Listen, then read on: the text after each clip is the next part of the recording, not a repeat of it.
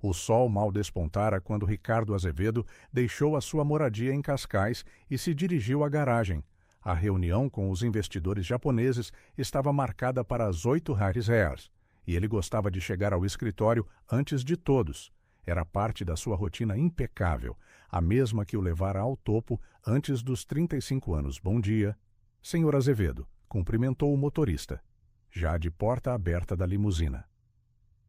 Bom dia, Manuel, respondeu ele, verificando automaticamente os e-mails no telemóvel, enquanto entrava no veículo, acomodando-se no assento de couro. Ricardo sentiu algo diferente no ar.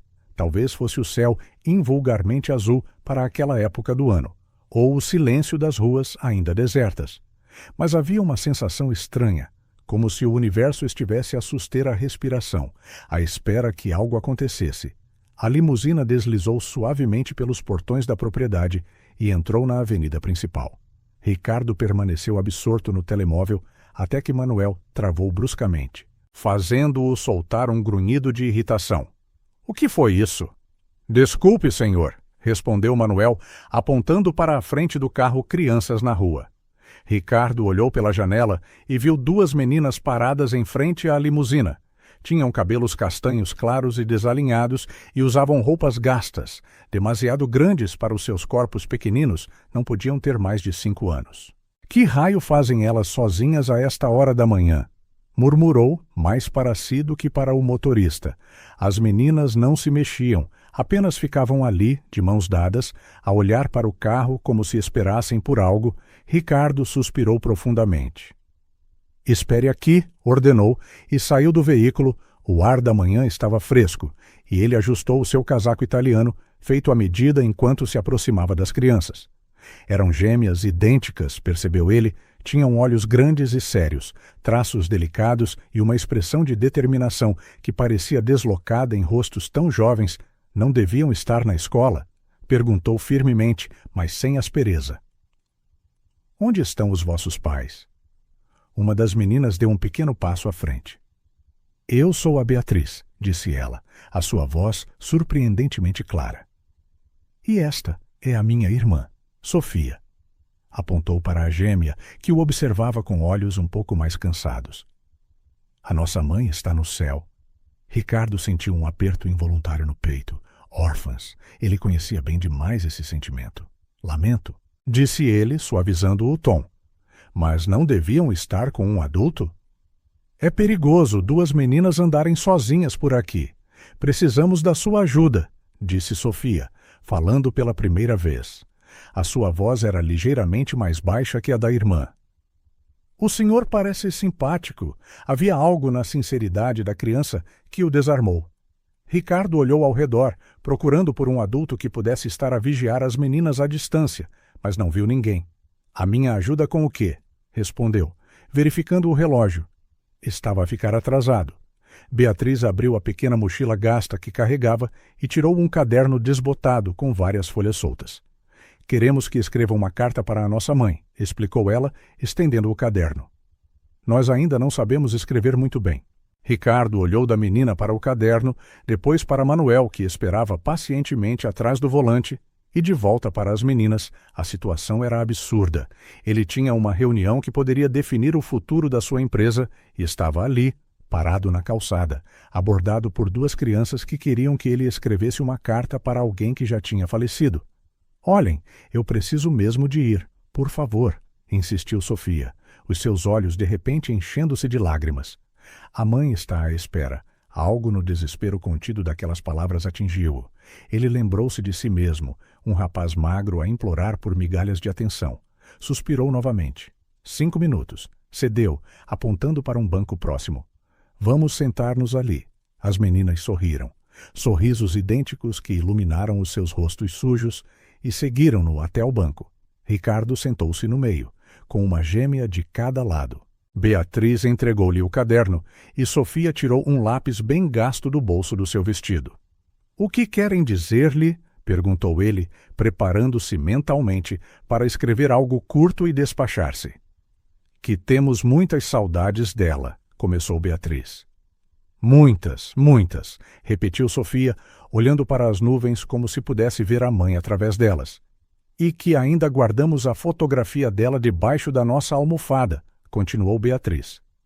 Sofia meteu a mão no bolso e tirou uma fotografia dobrada e amarrotada. Tome, disse ela, oferecendo-a a Ricardo para o senhor ver como ela era bonita.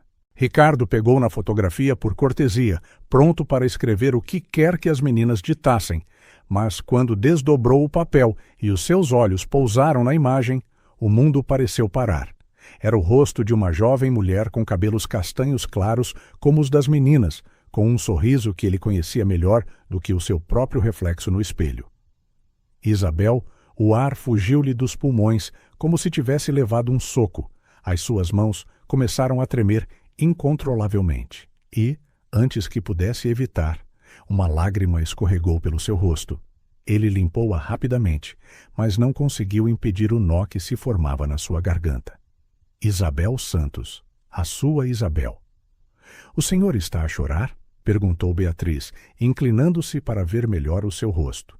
Ricardo não conseguia falar. As memórias inundaram-no. Isabel a partilhar o seu almoço com ele quando ele fugira de casa, faminto. Isabel a limpar as suas feridas depois das tareias do seu pai. Isabel a segurar a sua mão no funeral da própria mãe. Isabel a incentivá-lo a aceitar a bolsa de estudos, mesmo que isso significasse partir. O senhor conhecia a nossa mãe? Perguntou Sofia. Os seus olhos a arregalarem-se de surpresa. Ricardo engoliu em seco e acenou com a cabeça, ainda incapaz de formar palavras. Nós éramos, começou, a sua voz a quebrar-se. Nós éramos amigos, há muito tempo. As gêmeas trocaram olhares de espanto e depois aproximaram-se dele. Subitamente, curiosas a sério, exclamou Beatriz, os seus olhos a brilhar. Como é que a conheceu? Depois, disse Ricardo, dobrando cuidadosamente a fotografia e entregando-a de volta a Sofia. O passado podia esperar. Agora ele precisava de entender a situação daquelas meninas. Há quanto tempo? Há quanto tempo é que ela partiu? 2 meses, 3 semanas e 4 dias, respondeu Beatriz prontamente. Nós contamos todos os dias. Ricardo fechou os olhos por um momento, tentando processar tudo. Isabel morta, estas meninas, as filhas dela, sozinhas. Onde é que vocês vivem? Perguntou, um alarme súbito a percorrer-lhe a espinha. Quem está a tomar conta de vocês? Na Rua dos Remédios, em Alfama, número 37, apartamento 2C, respondeu Beatriz. Como se tivesse memorizado o endereço, nós tomamos conta de nós próprias, sabemos fazer noodles instantâneos e tudo. O orgulho na sua voz foi como uma faca no peito de Ricardo. Crianças de 5 anos, sozinhas, a cozinhar para sobreviver. Mas os vizinhos ajudam, acrescentou Sofia.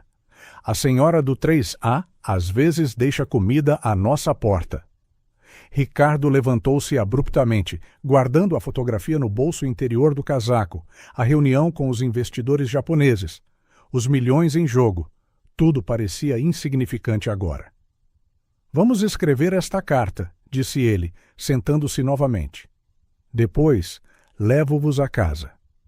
As meninas ditaram as suas palavras de saudade e amor, contando à mãe sobre os seus dias, sobre como estavam a ser corajosas, sobre as estrelas que agora acreditavam ser os olhos dela.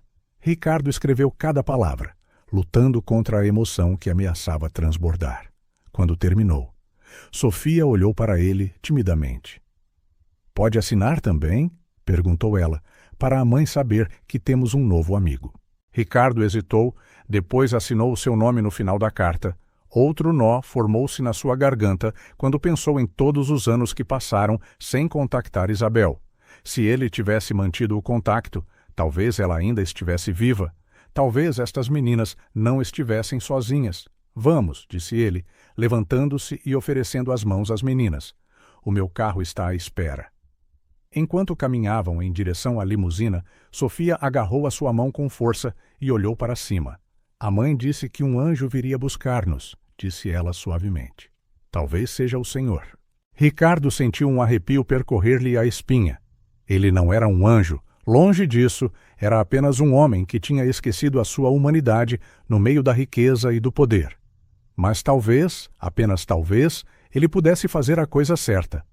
Agora eu vou ajudar-vos, prometeu, abrindo a porta do carro para elas. De alguma forma, enquanto as gêmeas se instalavam nos assentos de couro, Ricardo deu instruções a Manuel e enviou uma mensagem a cancelar a reunião. Algumas coisas eram mais importantes do que os negócios. Isabel tinha lhe ensinado isso uma vez. E agora, através das suas filhas, parecia estar a ensinar-lhe novamente. A limusina parou em frente a um prédio degradado na Rua dos Remédios, em Alfama. Ricardo observou pela janela, enquanto absorvia a estrutura dilapidada, com paredes a descascar e janelas remendadas com fita adesiva. Um lugar onde a esperança parecia tão escassa quanto o conforto. "É aqui", disse Beatriz. Já a abrir a porta do carro, terceiro andar, apartamento 2C. Ricardo hesitou, uma parte dele queria subir, ver como elas viviam, fazer algo imediatamente, mas outra parte, talvez medo, talvez culpa, manteve-o preso ao assento de couro. "Tem a certeza de que ficam bem sozinhas?"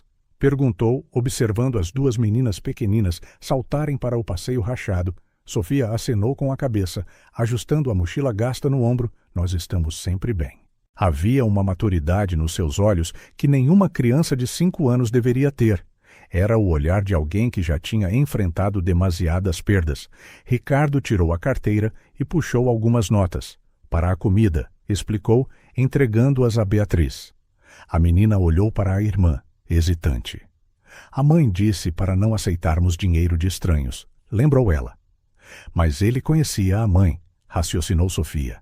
"Ele não é um estranho." Beatriz pegou no dinheiro, colocando-o cuidadosamente no bolso do seu vestido gasto. "Eu volto amanhã", prometeu Ricardo, sentindo um nó na garganta. "Ficam bem até lá?" "Nós ficamos sempre", respondeu Sofia simplesmente. Ele observou-as caminhar até a entrada do prédio, tão pequenas contra a estrutura decadente, e desaparecerem pela porta. Ele não as seguiu. Não viu onde viviam, mas na sua mente já estava a imaginar o pior. "Leve-me para casa, Manuel", instruiu o motorista, incapaz de desviar os olhos da entrada do prédio, mesmo depois de as meninas terem desaparecido lá dentro. Durante toda a viagem de volta à sua moradia, Ricardo permaneceu em silêncio, a fotografia de Isabel segura no seu bolso como um talismã doloroso. A cidade passava como um borrão pela janela da limusina. O contraste entre a opulência dos bairros ricos e a miséria de Alfama mais evidente do que nunca. A casa de Ricardo, uma moradia imponente num condomínio exclusivo, nunca pareceu tão fria e vazia como quando ele entrou no grande hall de entrada. O mármore polido, os lustres de cristal, as peças de arte originais, tudo parecia zombar dele agora. "Senhor Azevedo, há uma chamada de..." começou a sua governanta. "Cancele tudo", interrompeu ele.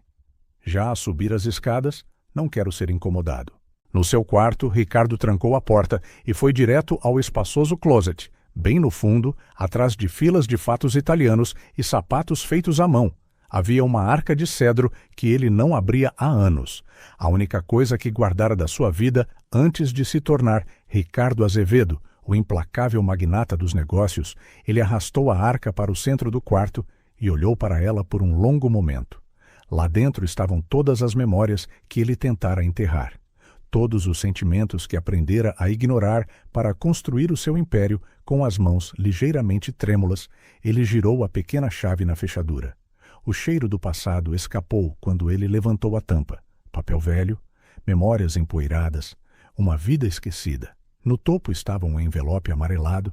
Ricardo abriu-o cuidadosamente, revelando uma fotografia. Isabel aos 16 anos, a sorrir debaixo de um carvalho no parque onde costumavam encontrar-se. O seu sorriso, o mesmo que ele vira naquele dia nos rostos das suas filhas, irradiava uma calma confiança que sempre o fascinara. "Isabel", sussurrou, passando os dedos sobre a imagem. A memória voltou em detalhes nítidos, como se tivesse acontecido ontem. Era um dia frio de outono. Ricardo estava escondido no pequeno barracão, abandonado no parque, a tremer de frio e fome. Ele fugira de casa novamente, depois de mais uma tarefa do seu pai. Aos 12 anos, ele já conhecia todos os esconderijos do bairro. A porta do barracão rangeu e ele encostou-se à parede, pronto para fugir, mas era apenas Isabel, carregando a sua mochila escolar gasta. Estás a sangrar, disse ela, apontando para o corte na sua têmpora. Não é nada, murmurou ele, evitando o seu olhar. Isabel não disse mais nada. Sentou-se ao seu lado e abriu a mochila, tirou uma sanduíche embrulhada em plástico e partiu-a ao meio. Toma, ofereceu uma metade. A minha mãe faz sempre mais do que eu consigo comer. Ele sabia que era mentira. A mãe de Isabel mal tinha dinheiro para alimentar a própria filha. Mas ele aceitou porque a sua fome era mais forte do que o seu orgulho. Enquanto ele comia, ela limpou o corte na sua têmpora com um lenço limpo. Podes ficar na nossa garagem esta noite, ofereceu Isabel, como se o estivesse a convidar para uma festa. A minha mãe trabalha no turno da noite. Ela não vai ver. Ricardo olhou para ela, desconfiado. Por que é que me estás a ajudar? Isabel encolheu os ombros. Porque mais ninguém vai. Ricardo piscou os olhos, voltando ao presente, pousou a fotografia na cama e continuou a remexer na arca. Encontrou um velho caderno escolar com notas na caligrafia redonda de Isabel, rabiscadas nas margens. Tu consegues, Ricardo. Lembra-te da fórmula. Durante semanas, ela ajudara-o a estudar para os exames. Enquanto ele fingia não se importar com as notas, outra memória surgiu. A minha mãe perdeu o emprego, disse Isabel enquanto estudavam sob a luz fraca da biblioteca pública. Tinham 15 anos e ela trabalhava a tempo parcial num restaurante depois da escola. Vais ficar bem? Perguntou Ricardo, preocupado. Isabel encolheu os ombros, mas ele viu o medo nos seus olhos. Nós havemos de nos safar. Naquela noite, ele dormiu no sofá da pequena casa de Isabel. A mãe dela aceitara a sua presença permanente após o terceiro olho negro, no dia seguinte. Ricardo arranjou um emprego a descarregar caixas no mercado local, entregou o seu primeiro ordenado a Isabel. — O que é isto? Perguntou ela, surpreendida. — Renda, respondeu ele com naturalidade. — Não precisas. — Preciso sim, interrompeu ele. — Prometo, Isabel, nunca vou deixar que te falte nada. Ricardo engoliu em seco, a culpa a pesar-lhe como chumbo. Ele tinha 17 anos quando fez essa promessa. Aos 18, ganhou uma bolsa de estudos para uma universidade longe.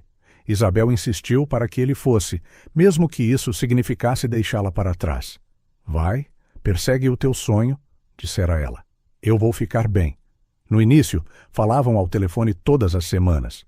Depois, uma vez por mês, quando Ricardo conseguiu o seu primeiro estágio numa empresa promissora, as chamadas tornaram-se raras. Ele estava demasiado ocupado a construir a sua carreira quando a empresa disparou e ele se tornou milionário antes dos 30. As chamadas tinham parado por completo. O último maço na arca continha recortes de jornais sobre as suas histórias de sucesso. O jovem prodígio dos negócios que Isabel guardara e lhe enviara por correio, na última carta que acompanhava os recortes, ela escreveu: Eu sempre soube que ias mudar o mundo, Ricardo. Estou tão orgulhosa. Ele nunca respondeu. Ricardo fechou a arca com um baque e sentou-se à sua secretária.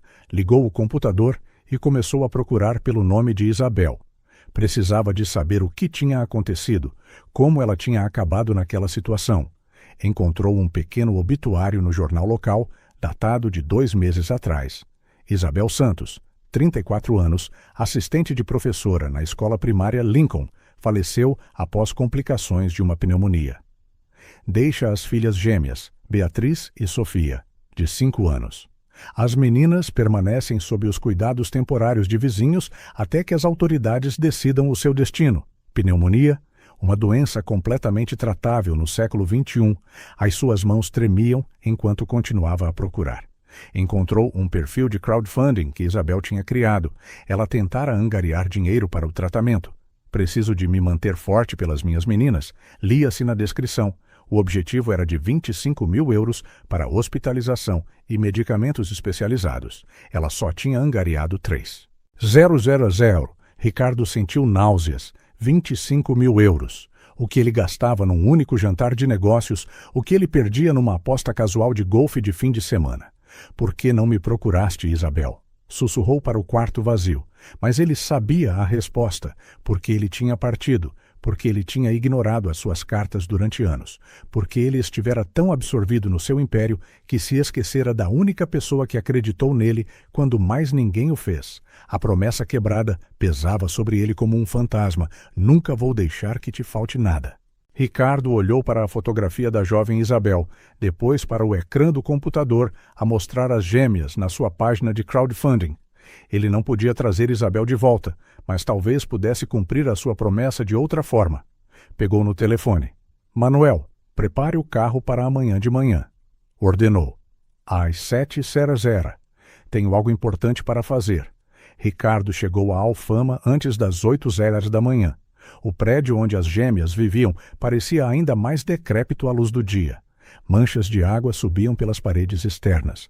O gesso caía em pedaços e algumas janelas estavam remendadas com cartão.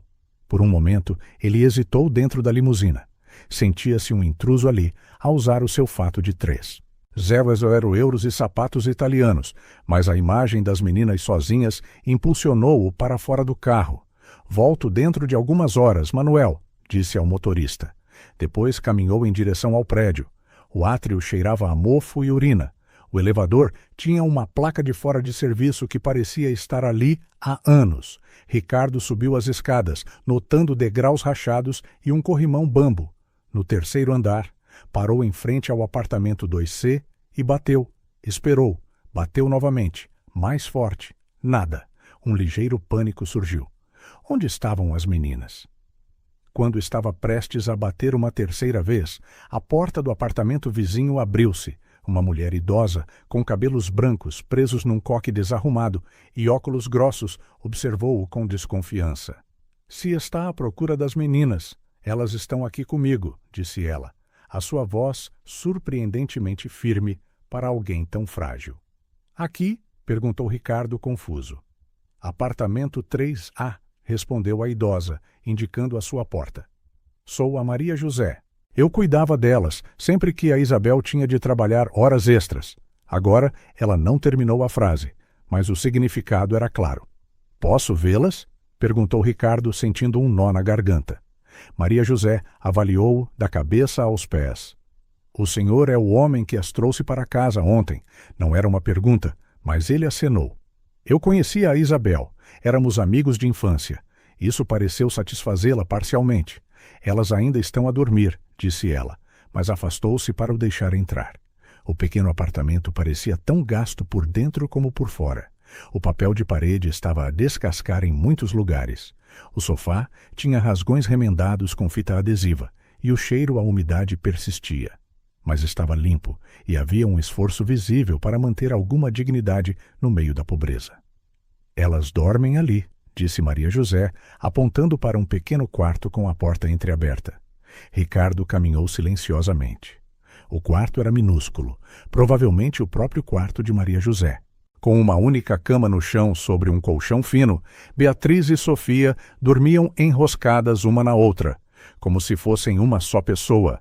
Um único cobertor frágil cobria-as contra o frio da manhã, e, entre os seus pequenos corpos, estava o caderno gasto, onde tinham escrito a carta para a mãe. O coração de Ricardo apertou-se. Eram apenas crianças, crianças que tinham perdido tudo e se agarravam uma à outra como tábuas de salvação, enquanto ele observava. Sofia mexeu-se no sono, murmurando algo. Ele inclinou-se para ouvir. A mãe disse que o senhor era um anjo, sussurrou ela, ainda meio adormecida, naquele estado entre o sonho e a vigília, mas demorou tanto tempo a chegar. Ricardo sentiu um arrepio. A criança estava a sonhar, obviamente. Isabel não podia ter lhe falado sobre ele. Ela não podia saber que ele apareceria um dia. Elas falam sempre durante o sono, explicou Maria José atrás dele. Acho que é a maneira delas de manter a mãe viva. Há quanto tempo estão com a senhora? Perguntou ele, afastando-se para não as acordar. Desde que a Isabel foi hospitalizada. Há 3 meses. No início era só até ela ficar melhor. A voz da idosa desvaneceu-se. Bem, agora estou à espera que a Segurança Social decida. Não é oficial, sabe?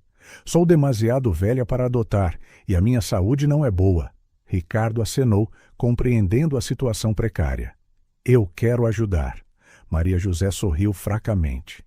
Elas precisam de mais estabilidade do que caridade, Sr. Ricardo Azevedo.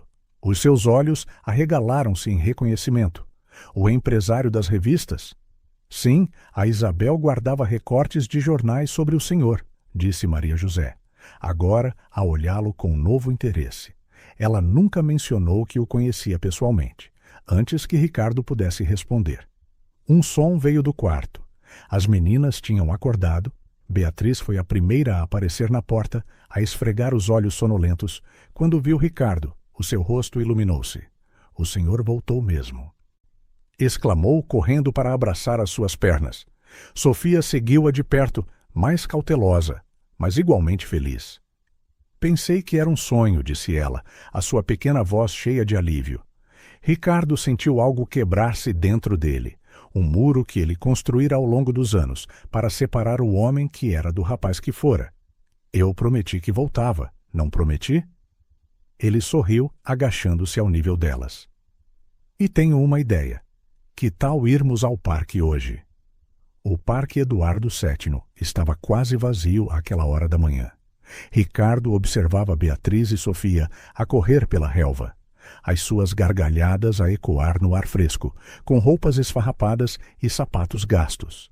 Elas ainda se assemelhavam a flores silvestres, pequenas, resilientes, determinadas a florescer apesar das adversidades. Mais alto. Gritou Beatriz, sentada num baloiço. Ricardo empurrou suavemente, surpreendido com a leveza que sentia. Não se lembrava da última vez que tinha feito algo tão simples como empurrar alguém num baloiço. A sua vida tinha sido uma corrida constante de tarefas importantes, reuniões decisivas, negócios multimilionários, e agora aqui estava ele, a descobrir que a gargalhada de uma criança podia trazer mais satisfação do que fechar qualquer contrato, à minha vez. Queixou-se Sofia, puxando a manga do seu casaco caro. Ele alternava entre as duas, certificando-se de que cada uma recebia igual atenção. Era estranho como parecia natural, como se algo adormecido dentro dele estivesse a despertar. — O senhor conhecia mesmo a nossa mãe? Perguntou Beatriz quando pararam para descansar num banco. Ricardo acenou, sentindo o nó familiar na garganta. Éramos amigos em crianças, vivíamos no mesmo bairro. Ela era bonita quando era pequena? Quis saber Sofia. Ela era a pessoa mais bonita que eu já conheci, respondeu ele. Honestamente, por dentro e por fora, as meninas sorriram, orgulhosas. Ela costumava cantar para nós todas as noites, disse Beatriz. A canção dela sobre um passarinho à procura do seu ninho. E ela fazia-me tranças, acrescentou Sofia. Dizia que eu parecia uma princesa. Ela fazia bolos de aniversário em forma de borboleta, continuou Beatriz, animada por falar da mãe, e consertava os nossos brinquedos quando se estragavam, uma a uma. As pequenas histórias pintavam um retrato da Isabel adulta, que Ricardo nunca conhecera, a mãe amorosa, engenhosa, dedicada, que fazia milagres com poucos recursos. Tenho fome, anunciou Beatriz de repente, segurando a barriga. Ricardo verificou o relógio. Era quase meio-dia. Vamos comer qualquer coisa. Havia um café chique do outro lado da rua, mas as meninas apontaram para uma carrocinha de cachorros quentes no meio do parque. A mãe costumava comprar-nos um às vezes, explicou Sofia. Nos domingos especiais. Ricardo sorriu e levou-as ao vendedor.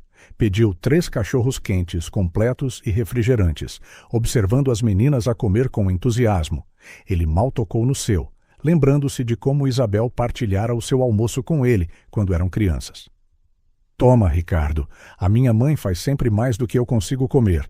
A mentira gentil para que ele não se sentisse um pedinte. Vocês vão à escola? Perguntou ele, percebendo que era um dia de semana. As gêmeas trocaram olhares. Nós íamos para a mesma escola onde a mãe trabalhava, respondeu Beatriz. Mas depois de ela ir para o céu, deixamos de ir, ninguém nos leva, explicou Sofia simplesmente. E é muito longe para ir sozinha. Ricardo respirou fundo, controlando a raiva que borbulhava dentro dele. Outra coisa que ele precisava de resolver. Quero levar-vos a um médico hoje, anunciou assim que terminaram de comer, para um check-up. Estamos doentes? Perguntou Sofia, alarmada. Não, é só para ter a certeza de que estão saudáveis. sorriu ele, tentando tranquilizá-la. E depois disso, vamos comprar-vos roupas novas. Que tal? Os olhos das meninas arregalaram-se de excitação. Posso ter um vestido cor-de-rosa? Perguntou Beatriz, com bolinhas brancas. Acrescentou Sofia. Podem ter o que quiserem, prometeu ele, segurando as suas mãozinhas. Algumas horas depois, estavam de volta ao apartamento de Maria José. As meninas carregavam sacos de roupas novas, não tantas quanto Ricardo queria comprar. Mas mesmo assim, as crianças já pareciam sobrecarregadas com a novidade. O médico particular que Ricardo conhecia confirmara que, embora a sua nutrição não fosse ideal, as gêmeas estavam basicamente saudáveis. Precisavam de algumas vitaminas e acompanhamento dentário, mas nada de grave, uma bênção dadas as circunstâncias. Maria José, olhe o que ganhamos! Exclamou Beatriz, correndo para mostrar os seus novos tesouros assim que chegaram, enquanto as meninas exibiam com entusiasmo cada peça de roupa. Ricardo chamou Maria José à parte. Podíamos falar um pouco? A idosa acenou e levou-o à pequena cozinha, longe dos ouvidos ansiosos das crianças. Como é que a Isabel acabou aqui? Perguntou Ricardo diretamente. Neste lugar? Maria José suspirou, afundando-se pesadamente numa cadeira da cozinha. Ela chegou grávida, há 5 anos, à procura de um lugar barato para recomeçar. Ela nunca falou muito sobre o passado, mas notava-se que estava a fugir de algo, ou de alguém, o pai das meninas. Um imprestável, cuspiu Maria José. Ele apareceu uma vez, quando as meninas eram bebés, bêbado e a exigir dinheiro. A Isabel expulsou-o e ameaçou chamar a polícia se ele voltasse. Ela abanou a cabeça. Ele nunca mais voltou. E como é que ela a sustentava? Com grande sacrifício, respondeu Maria José. Ela dava aulas na escola primária como auxiliar durante o dia. À noite, limpava escritórios no centro. Aos fins de semana, vendia artesanato em feiras. Ela trabalhou até ao último dia, mesmo já doente. Por que é que ela não procurou ajuda? Perguntou Ricardo, a questão a assombrá-lo. Perguntei-lhe o mesmo quando a pneumonia piorou. Maria José suspirou. Ela disse que já tinha pedido demasiado às pessoas, que aprendera a desenrascar-se sozinha. Ricardo fechou os olhos, imaginando Isabel, exausta, doente, a lutar sozinha.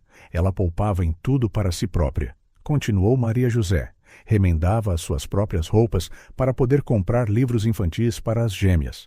Esticava uma refeição por dias para que elas pudessem ter fruta. Às vezes, dizia que já tinha comido no trabalho. Só para as meninas poderem ter porções maiores, cada palavra era como uma punhalada no coração de Ricardo, enquanto ele vivia numa moradia com o pessoal a atender a todos os seus caprichos. Isabel lutara para sobreviver.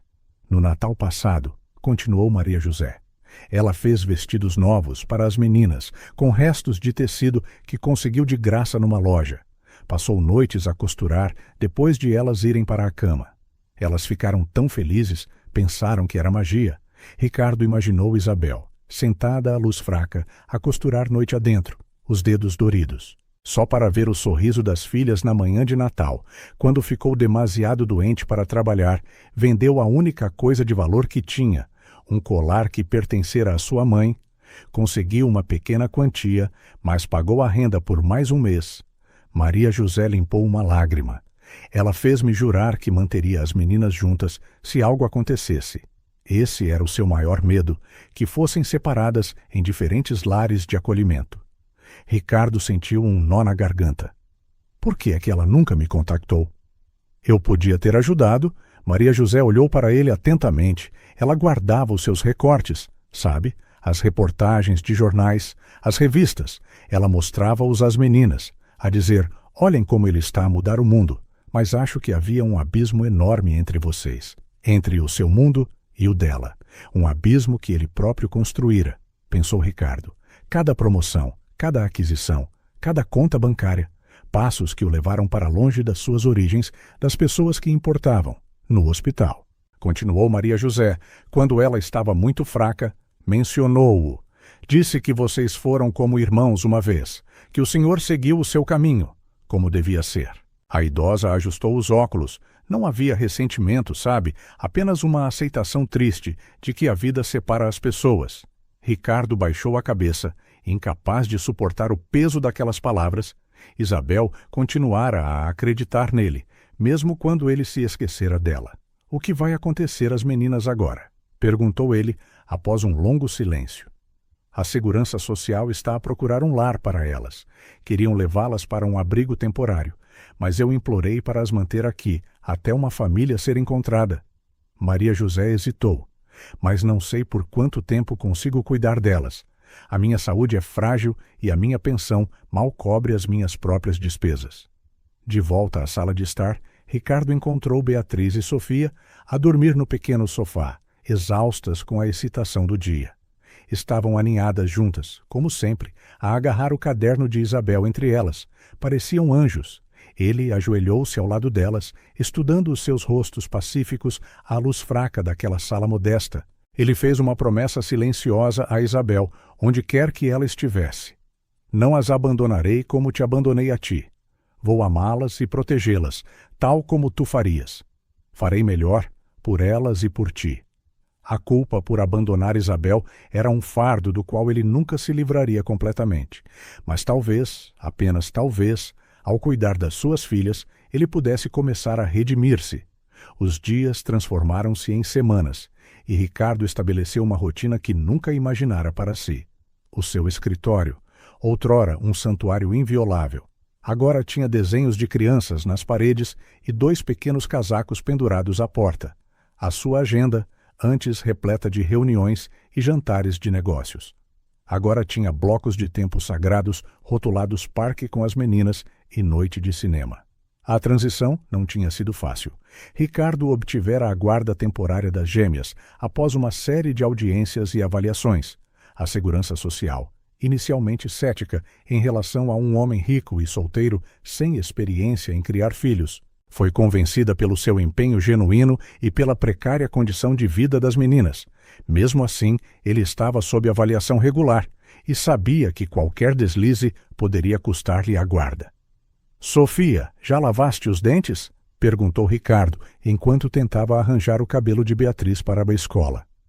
Já? Respondeu a menina, aparecendo na porta da casa de banho com a escova de dentes ainda na mão e pasta de dentes no queixo. Ricardo sorriu, pegando num lenço para limpar o seu rosto. Tenta outra vez, e desta vez usa água, ok? Estes pequenos momentos, ensinar, orientar, cuidar, eram inteiramente novos para ele. No início, sentiu-se completamente perdido. Não sabia o que crianças de 5 anos deviam comer, a que horas deviam dormir, ou como confortá-las quando tinham pesadelos. Contratou uma ama profissional, a dona Antônia, para ajudar durante o dia, enquanto ele trabalhava. Mas insistia em estar presente de manhã e à noite queria ser mais do que um provedor. Queria ser uma presença constante, da forma que Isabel teria sido. Posso levar o Sr. Botões para a escola hoje? Perguntou Beatriz, segurando um urso de peluche surrado que trouxera do antigo apartamento. Ele não vai ficar sozinho na tua mochila? Perguntou Ricardo, terminando a trança no cabelo dela com uma habilidade recém-adquirida. Beatriz considerou seriamente. Talvez seja melhor ele ficar aqui a tomar conta do teu escritório. Ricardo sorriu. Era incrível como as meninas podiam ser maduras num momento e completamente infantis. No seguinte, pronto para o serviço, Sr. Botões? Perguntou ele ao urso, colocando-o em posição de guarda na sua secretária. Beatriz riu, encantada com a brincadeira. Para Ricardo ainda era surpreendente como o som daquela gargalhada podia preencher espaços vazios no seu coração que ele não sabia que existiam. Durante o fim de semana, Ricardo levou as meninas ao parque com as suas novas bicicletas, comprara uma para cada, com rodinhas, capacetes e todo o equipamento de segurança necessário. As gêmeas estavam radiantes, nunca tinham tido bicicletas antes. Tens de te equilibrar, explicou ele, segurando o selim da bicicleta de Sofia, enquanto ela pedalava incerta. Isso mesmo, muito bem, não largues, pediu ela, os olhos arregalados de medo e excitação. Não largo até estares pronta, prometeu ele. Beatriz, sempre a mais ousada, já pedalava alguns metros à frente, as rodinhas a estabilizar o seu caminho vacilante. Olha, Ricardo, estou a andar. Gritou ela, o rosto a brilhar de orgulho. Ele sorriu ao som do seu nome. As meninas tinham começado a chamá-lo de Ricardo em vez de Senhor Azevedo, um sinal de que as barreiras estavam lentamente a cair. Durante 1 hora, ele correu de um lado para o outro, alternando entre as duas meninas, ensinando-as a travar, a virar, a manter o equilíbrio. As suas calças de fato caras acabaram manchadas de relva nos joelhos, e ele há muito que enfiara a gravata no bolso. Mas não se importava. A alegria de as ver aprender e alcançar pequenas vitórias valia mais do que qualquer reunião de negócios. Quando Sofia finalmente conseguiu pedalar sozinha por alguns metros sem cair, o sorriso no seu rosto era como um raio de sol. Consegui. Viste? Eu consegui. Claro que vi, aplaudiu Ricardo, sentindo um orgulho que o surpreendeu pela sua intensidade. És fantástica, Sofia. No caminho de volta para casa, com as meninas exaustas mas felizes, Ricardo refletiu sobre o quanto a sua vida mudara. Há 3 meses, ele estaria a trabalhar num domingo, a verificar relatórios ou a negociar contratos por telefone. Agora, tinha relva debaixo das unhas e um coração leve. As noites tornaram-se a sua parte favorita do dia, depois do jantar, que agora ele insistia em ter com as meninas em vez de sozinho no seu escritório. Ele estabelecera um ritual de história para dormir. Que livro vamos ler esta noite? Perguntou, sentando-se na beira da cama, onde as gêmeas já estavam instaladas. Elas insistiam em dormir juntas, mesmo tendo quartos separados. Inventa uma história, pediu Beatriz, os olhos já pesados de sono. Sobre o quê? Um dragão, sugeriu Sofia, que se torna amigo de uma princesa, acrescentou Beatriz. Ricardo sorriu e começou a inventar um conto sobre um dragão solitário que vivia numa montanha, e uma princesa corajosa que, em vez de o temer, lhe ofereceu a sua amizade. Enquanto contava a história, percebeu que era sobre aceitação, pertença e família, temas que agora dominavam os seus próprios pensamentos. Quando terminou, Sofia já estava a dormir profundamente, mas Beatriz ainda lutava contra a sonolência. Ricardo, murmurou ela, vais ficar conosco para sempre? A pergunta apanhou-o de surpresa, e ele sentiu um nó na garganta.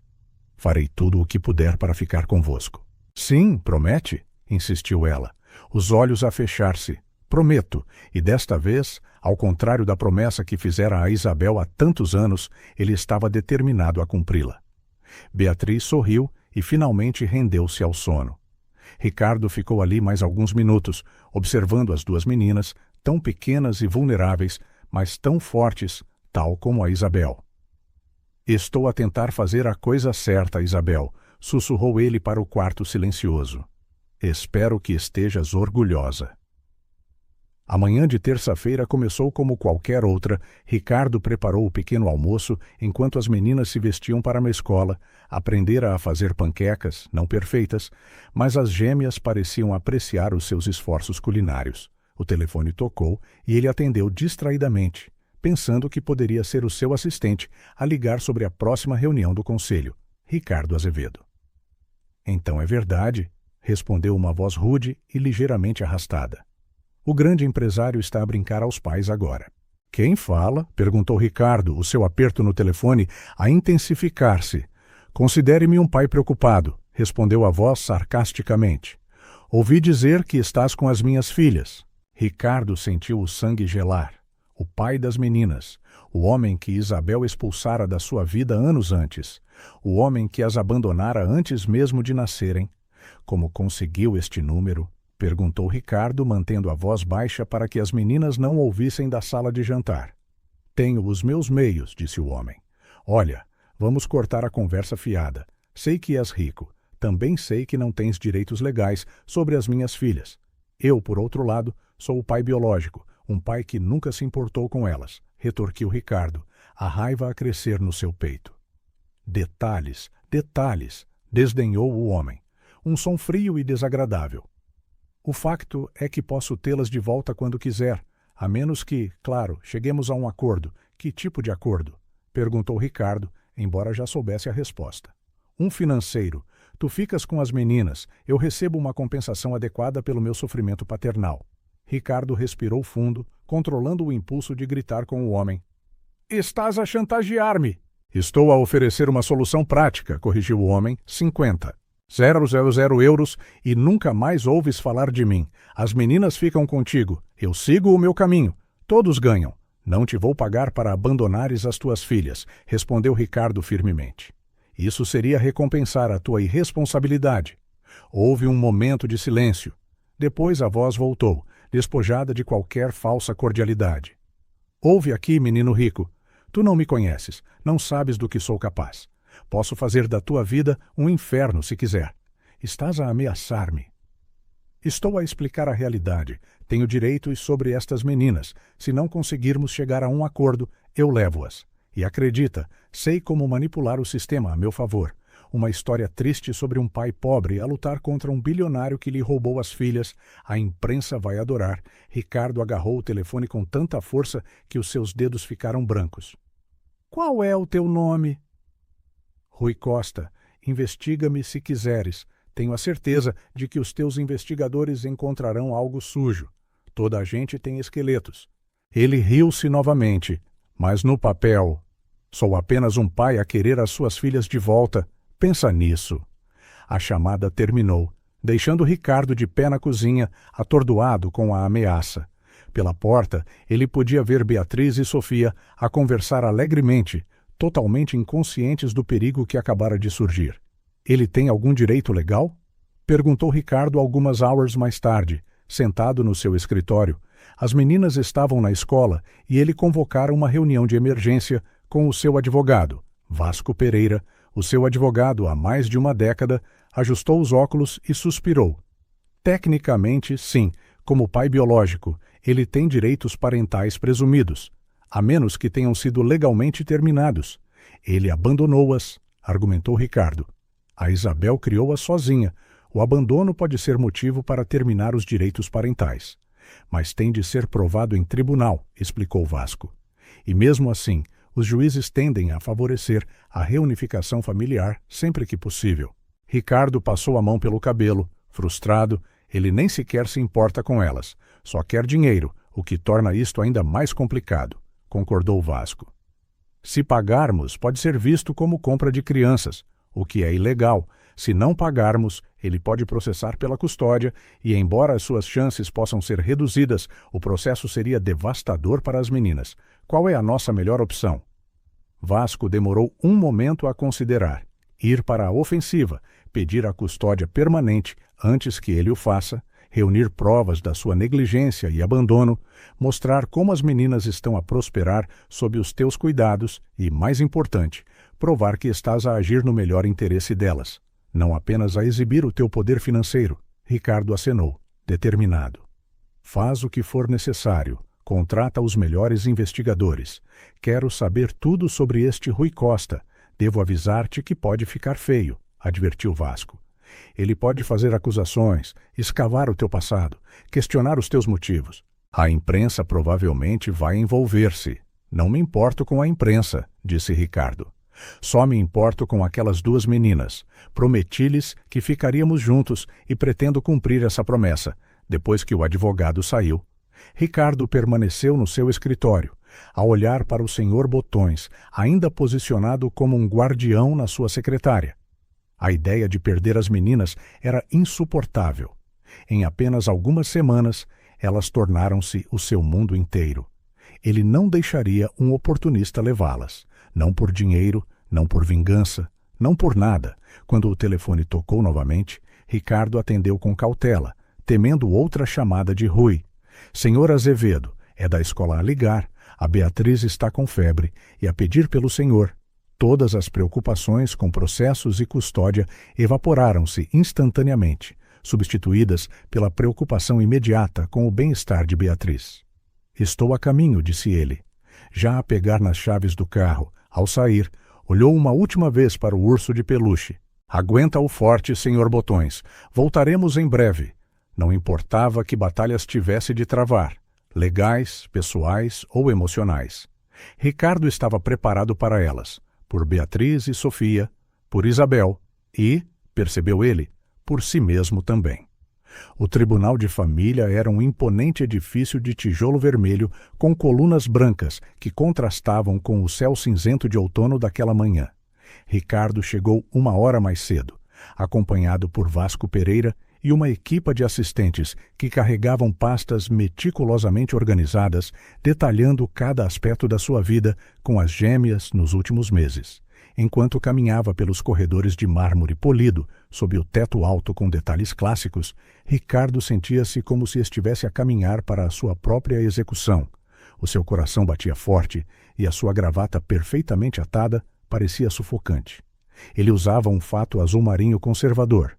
Nada vistoso que pudesse reforçar a imagem de bilionário arrogante que o advogado de Rui provavelmente tentaria apresentar. Respira fundo, aconselhou Vasco, notando a sua tensão. A juíza Mendes é conhecida por ser justa, embora rigorosa. Ela fará muitas perguntas, algumas possivelmente desconfortáveis. Responde com honestidade, olha-a nos olhos e evita divagar. Quanto mais direto, melhor. Ricardo acenou, tentando acalmar-se. As meninas já chegaram? Estão com a assistente social numa sala separada, confirmou Vasco, a doutora. Martínez está com elas, é uma das melhores do departamento. Ela vai prepará-las adequadamente para a conversa com a juíza. Uma porta abriu-se no final do corredor e Ricardo viu Beatriz e Sofia a serem conduzidas por uma mulher de meia idade com um rosto amável. As meninas usavam os vestidos que tinham escolhido no fim de semana anterior. Sofia de azul com bordados brancos, Beatriz de rosa com uma pequena fita no peito. O cabelo delas estava bem penteado e carregavam pequenas mochilas com brinquedos de conforto lá dentro, tal como tinham planeado. Quando o viram, os seus rostos iluminaram-se momentaneamente, mas rapidamente se lembraram de manter a compostura. Ricardo falara com elas nos últimos dias, explicando o que aconteceria no tribunal. Será como falar com a diretora da escola, dissera ele. Só precisam de dizer como se sentem e como é viver comigo. E se perguntarem sobre a mãe? Perguntara Sofia, os seus olhos grandes cheios de preocupação. Então falem dela, com todo o amor que tem no vosso coração. Respondera ele, engolindo um nó na garganta.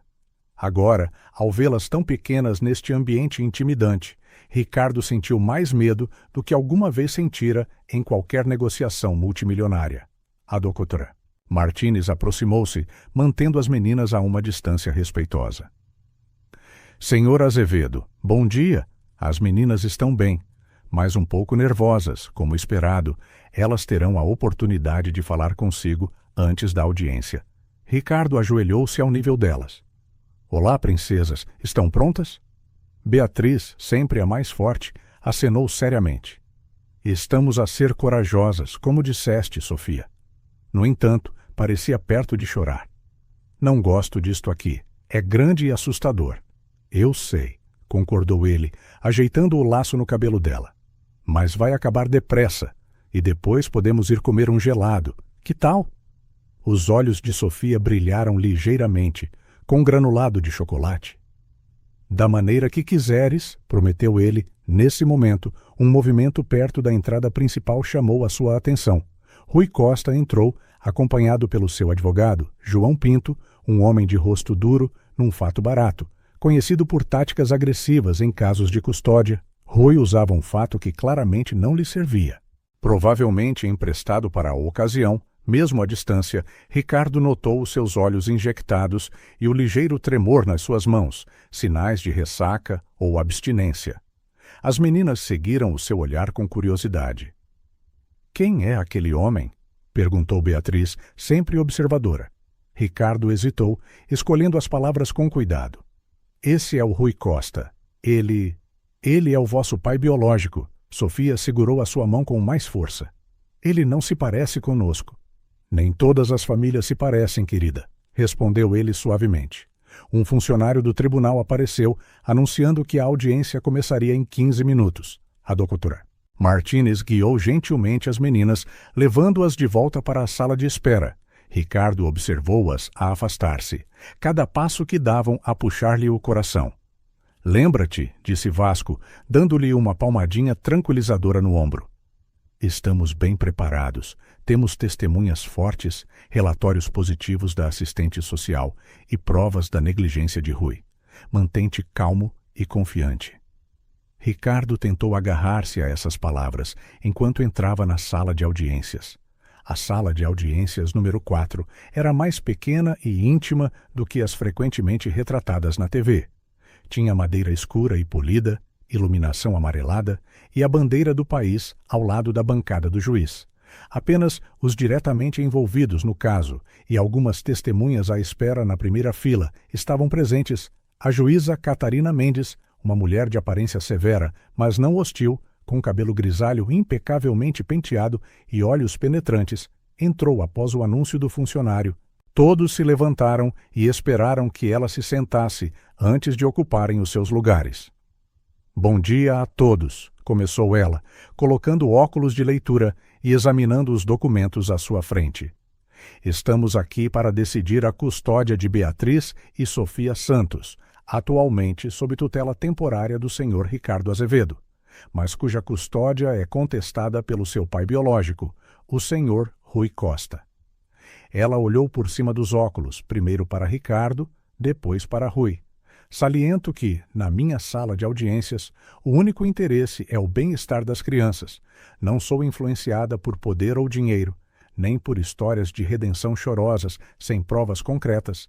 Ricardo sentiu um ligeiro alívio. Pelo menos, a juíza não parecia inclinada a favorecer a riqueza ou uma história triste. Começaremos com as declarações de abertura, disse a juíza Mendes, senhor Dr. Pinto, como advogado do requerente. Por favor, prossiga.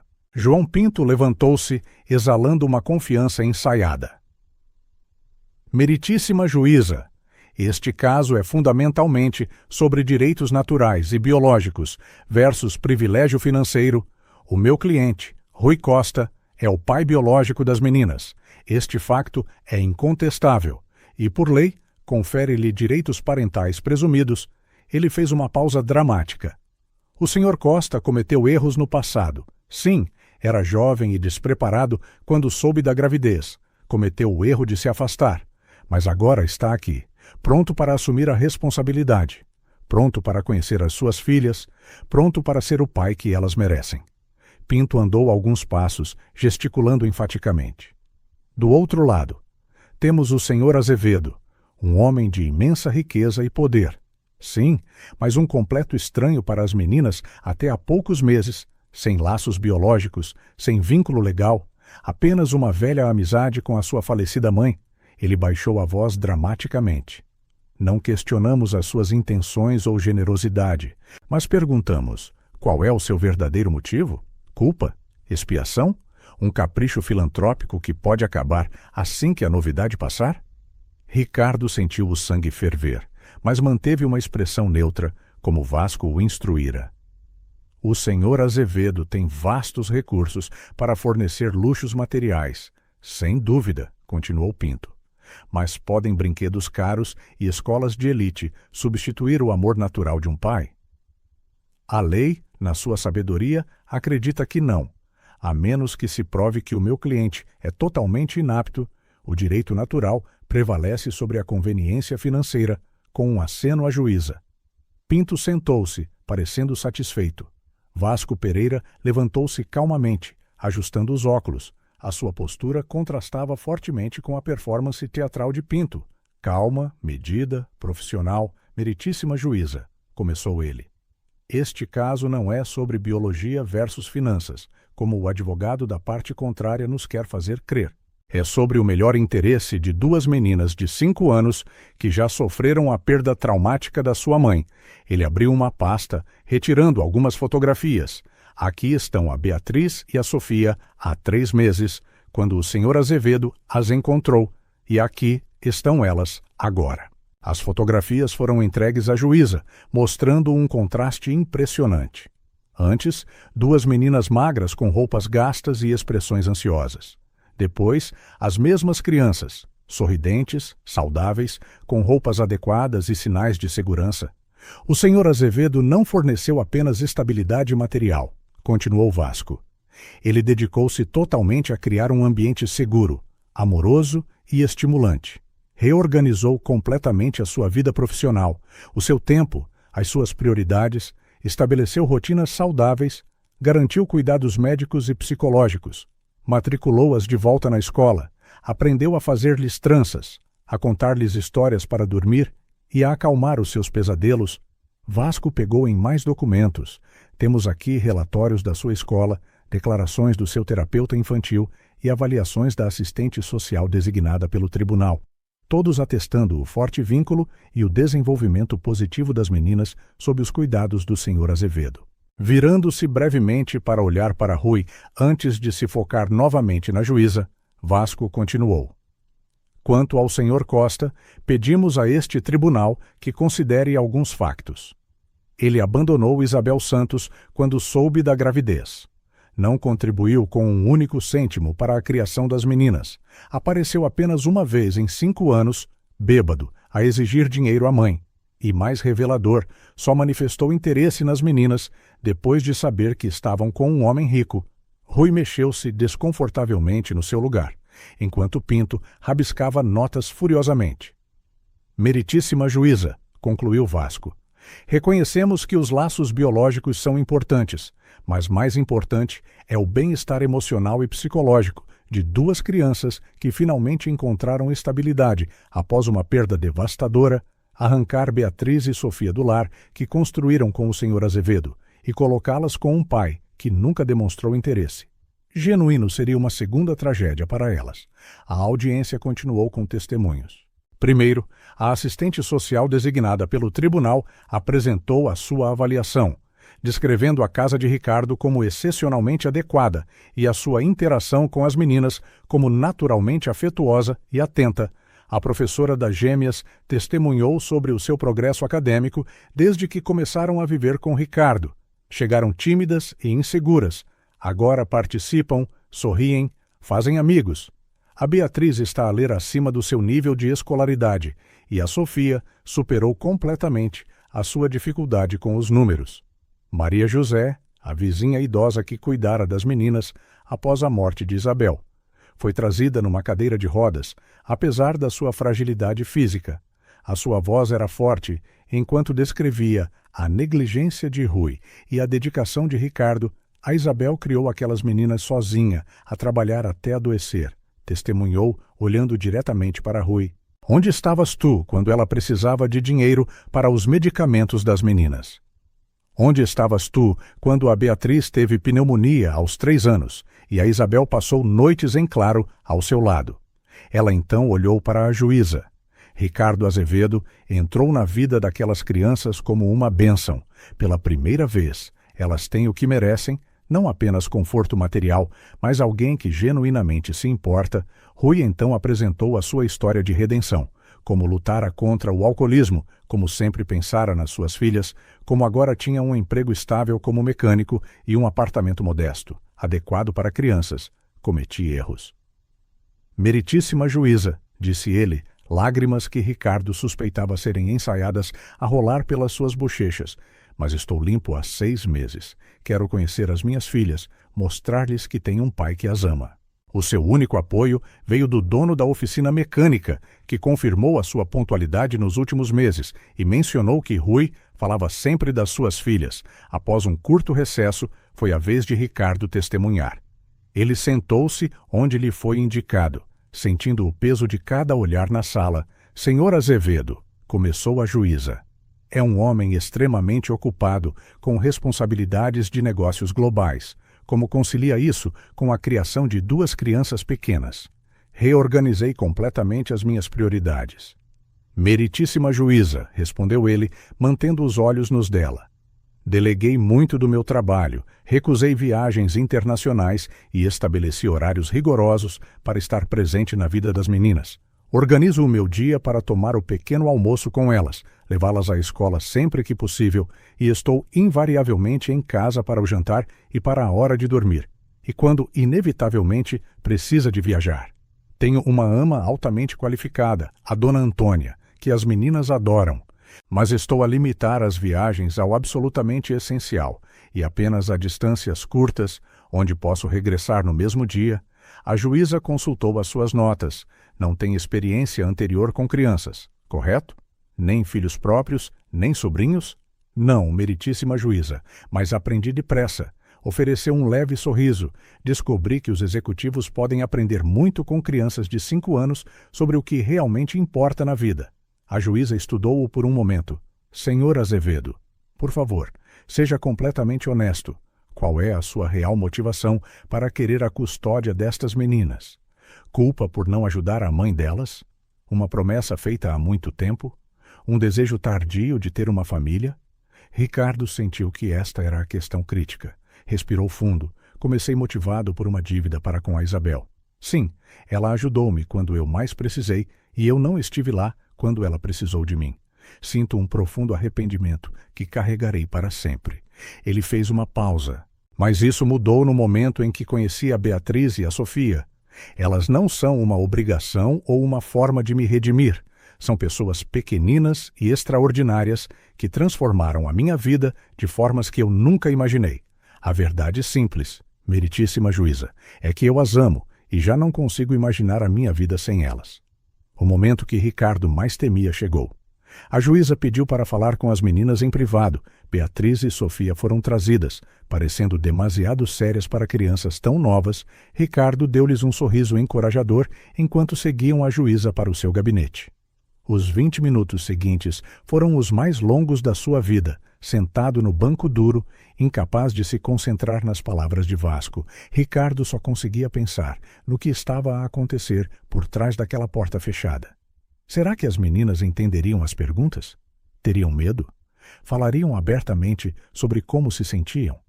Quando a porta finalmente se abriu, Beatriz e Sofia saíram de mãos dadas. Sofia correu diretamente para Ricardo, abraçando as suas pernas. Ela fez muitas perguntas, sussurrou. Sobre ti, sobre a mãe, sobre o homem que é nosso pai. Foste muito corajosa, respondeu ele, acariciando o seu cabelo. Beatriz ficou por perto, os seus olhos a demorarem-se curiosamente em Rui, que observava do outro lado da sala. Ele parece triste, comentou ela suavemente a Ricardo. Às vezes as pessoas carregam muita tristeza por dentro, respondeu ele, incerto sobre como explicar a complexidade. Como tu antes de nós? Perguntou Beatriz, surpreendendo-o com a sua perspicácia. Sim, admitiu ele. Como eu antes de vocês, a juíza Mendes colocou novamente os óculos, examinando as suas notas por um longo momento, antes de proferir a sua decisão. O silêncio na sala era tão denso que Ricardo podia ouvir o seu próprio batimento cardíaco. Este caso levanta questões complexas, começou ela. Por um lado, temos os direitos legais do pai biológico. Por outro, o bem-estar das crianças e os laços emocionais já formados. Ela folheou alguns documentos. Falei com a Beatriz e a Sofia.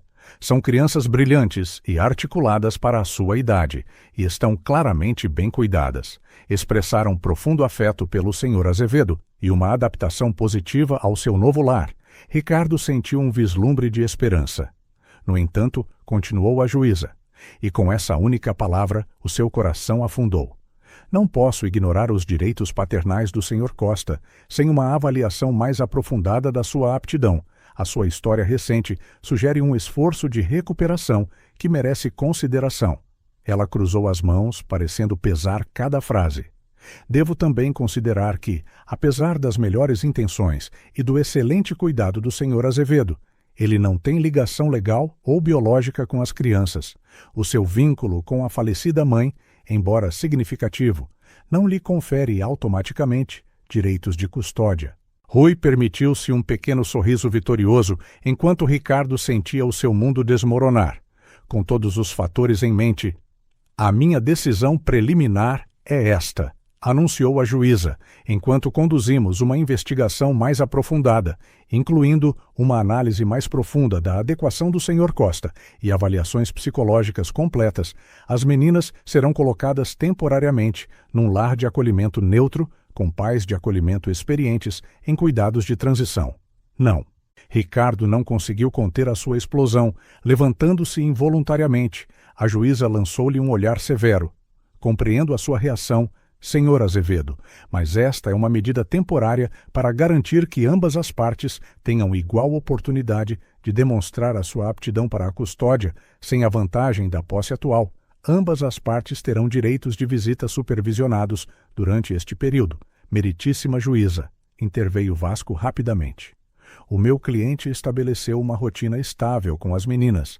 Removê-las abruptamente causará um trauma desnecessário. Concordo que a transição deve ser tratada com cuidado, respondeu a juíza, razão pela qual o senhor Azevedo terá até amanhã para preparar as meninas e os seus pertences. Uma assistente social supervisionará. Com um bater do seu martelo, a audiência terminou, deixando Ricardo a cambalear como se tivesse levado um soco no estômago. O que se seguiu foi um borrão de movimento e som. A assistente social a explicar às meninas o que ia acontecer. Sofia agarrada a Ricardo, lágrimas a rolar pelo seu pequeno rosto. Beatriz, silenciosa e pálida, a perguntar se tinham feito algo de errado. As tentativas falhadas de Ricardo de as tranquilizar de que era apenas temporário, que lutaria por elas, que tudo ficaria bem. No dia seguinte, na sua moradia, ele ajudou as gêmeas a fazer as malas. Colocou o urso de peluche favorito de Beatriz na sua mochila, juntamente com os seus livros mais queridos, embrulhou cuidadosamente o cobertor especial de Sofia, aquele com estrelas que brilhavam no escuro. Vocês vão ficar com os pais de acolhimento só por um tempo, explicou, dobrando pequenas t-shirts coloridas. Eles são muito simpáticos, têm um quintal grande e até um cão. Forçou um sorriso que não chegou aos seus olhos. E eu vou visitar-vos todos os dias, prometo, quando o carro da assistente social chegou. Ricardo sentiu que estava a viver um pesadelo. No último momento, Sofia atirou os braços ao redor do seu pescoço, recusando-se a largá-lo. Ricardo, Ricardo! Chorou entre soluços. Por favor, vem conosco, não quero ir. Eu visito-te amanhã, prometeu ele, lutando contra as suas próprias lágrimas todos os dias. É só por um bocadinho. Prometes? Perguntou Beatriz, segurando a mão da irmã, a única a conseguir alguma compostura. Prometo, forçou outro sorriso. Sejam corajosas, como a vossa mãe era. Lembram-se? As meninas acenaram entre lágrimas e depois estavam dentro do carro, a olhá-lo pela janela, as mãozinhas pressionadas contra o vidro, os rostos cheios de confusão e perda. Ricardo observou o carro afastar-se, levando com ele tudo o que dera sentido à sua vida nos últimos meses. Quando finalmente desapareceu na esquina, ele permitiu-se desabar nos degraus da frente da moradia, o corpo a tremer com soluços que já não conseguia conter. Vasco, que estivera a observar à distância, aproximou-se e colocou uma mão no seu ombro. Vamos recorrer imediatamente, disse ele. Tenho contactos, posso acelerar o processo. Vamos investigar mais a fundo o passado de Rui. Há algo de estranho na sua súbita história de redenção. Ricardo ergueu a cabeça, os olhos vermelhos, mas acesos por um novo fogo. Faz o que for preciso. Não vou perder aquelas meninas. Não as falhaste, disse Vasco, como se lesse os seus pensamentos. Isto é apenas um revés temporário. Vamos lutar e vamos vencer. Ricardo levantou-se, limpando o rosto e endireitando os ombros. Ele falhara com Isabel. Sim, mas não falharia com as filhas dela. Não desta vez. Vou visitá-las amanhã, anunciou, a sua voz a recuperar a firmeza. E, entretanto, quero saber tudo sobre o Rui Costa. Cada detalhe, cada mentira. Porque desta vez, Ricardo Azevedo não quebraria a sua promessa. Mesmo que tivesse de mover céus e terra para a manter, as 2 semanas que Beatriz e Sofia passaram no lar de acolhimento foram as mais longas da vida de Ricardo, apesar das visitas diárias permitidas pelo tribunal. A dor de as ver num ambiente estranho e ter de se despedir todos os dias rasgava-o por dentro. As meninas adaptaram-se melhor do que ele. As crianças têm uma resiliência notável, mas ele ainda via a tristeza nos seus olhos quando chegava a hora de ele partir. Entretanto, Vasco Pereira trabalhava incansavelmente, procurando qualquer coisa que pudesse ajudar o seu caso. A investigação sobre Rui Costa progredia lentamente, com algumas descobertas preocupantes, mas nada conclusivo o suficiente para uma vitória definitiva em tribunal. Na tarde anterior à audiência final, Ricardo recebeu uma chamada inesperada de Vasco. Encontramos algo, disse o advogado, a sua voz habitualmente calma, cheia de urgência. Ou melhor, alguém nos encontrou. Preciso de ti no escritório imediatamente. Ricardo chegou ao imponente edifício de escritórios em tempo recorde. Na sala de conferências, Vasco esperava com um homem de meia-idade que parecia cansado, a usar um uniforme de porteiro. Ricardo, este é o José Silva, apresentou Vasco. Ele trabalha no prédio onde o Rui vive. O homem estendeu uma mão calosa para um aperto rápido, tinha olheiras escuras e uma expressão preocupada. O senhor Silva veio ter conosco depois de ver a notícia do jornal sobre o caso, explicou Vasco. Eu vi a fotografia das meninas, disse José, falando com um ligeiro sotaque. Reconheci-as. São as mesmas miúdas que o Rui leva para o apartamento durante as suas visitas supervisionadas. O coração de Ricardo acelerou. Viu alguma coisa? José passou a mão pelo cabelo grisalho, claramente desconfortável. Trabalho naquele prédio há 15 anos. Conheço todos os moradores. O Rui mudou-se há 8 meses, sempre causou problemas, barulho e festas, os vizinhos a queixarem-se. Ele fez uma pausa, como se decidisse se devia continuar, nas últimas semanas, desde que começou a receber as meninas. Ele mudou, o lugar está mais limpo, ele é mais educado, cumprimenta as pessoas. Pensei que talvez estivesse mesmo a dar a volta à vida, mas... incentivou Vasco, sentindo a hesitação. Anteontem, depois de a assistente social sair com as meninas, o Rui recebeu uns amigos. Estavam a beber num bar ali na rua, estavam barulhentos, a rir. José olhou diretamente para Ricardo, ouviu a gabar-se de como estava prestes a conseguir o golpe da custódia. Ele disse que, assim que tivesse as meninas, podia negociar um acordo melhor com aquele gajo rico. Ricardo sentiu o sangue ferver. Ele admitiu que só quer dinheiro? Isso e mais, continuou José. Ele disse que não aguentava aquelas pirralhas por muito tempo, mas que serviriam de alavanca para conseguir uma gorda mesada sua. Os amigos riram e brindaram ao seu plano brilhante. Estaria disposto a testemunhar isto em tribunal amanhã? Perguntou Vasco, a sua expressão grave. José hesitou novamente. Tenho 2 empregos, 3 filhos para sustentar. Não posso dar-me ao luxo de me meter em problemas. Eu compreendo, disse Ricardo, sentando-se à sua frente. Mas estas meninas já perderam a mãe. Não merecem ser usadas como peões. José baixou os olhos. A minha mulher faleceu quando os meus filhos eram pequenos. Sei o que é lutar para criar filhos sozinho. Ele suspirou profundamente. Estarei em tribunal amanhã. Ricardo sentiu uma onda de gratidão. Obrigado. Não sei como lhe pagar. Tome bem conta delas, respondeu José, simplesmente. Esse é o melhor agradecimento. Depois que o porteiro saiu, Vasco organizou rapidamente alguns documentos. Isto é exatamente o que precisávamos. Uma testemunha independente das verdadeiras intenções de Rui. Será suficiente? Perguntou Ricardo, permitindo-se uma centelha de esperança, combinado com os relatórios positivos sobre a tua custódia e as provas circunstanciais que já temos sobre o Rui. Acredito que sim, pela primeira vez em dias, Vasco sorriu. Vamos preparar tudo para amanhã. A maré está a virar. Ricardo, o dia da audiência final amanheceu com um céu excepcionalmente azul, como se o próprio universo quisesse assinalar uma mudança. Ricardo chegou ao tribunal cedo. O coração dividido entre a esperança e o medo, no corredor, encontrou os pais de acolhimento, o casal que cuidava temporariamente das meninas. Como é que elas estão? Perguntou ansiosamente. A senhora Foster sorriu gentilmente. Estão ansiosas por o ver. Tem perguntado toda a manhã quando é que o senhor chegava. São umas miúdas maravilhosas, acrescentou o Sr. Foster. Quem quer que fique com a custódia é muito sortudo. Ricardo agradeceu-lhes por cuidarem bem das gêmeas, apesar da situação dolorosa. Era reconfortante saber que estiveram em boas mãos durante a transição. Vasco aproximou-se, seguido por José, que parecia nervoso no seu fato emprestado. Está tudo preparado. Ele vai testemunhar no início da audiência. A sala de audiências parecia mais pequena e sufocante do que antes. Ricardo notou que Rui parecia excessivamente confiante, a sussurrar, e ocasionalmente a rir com o seu advogado. A visão enervou-o.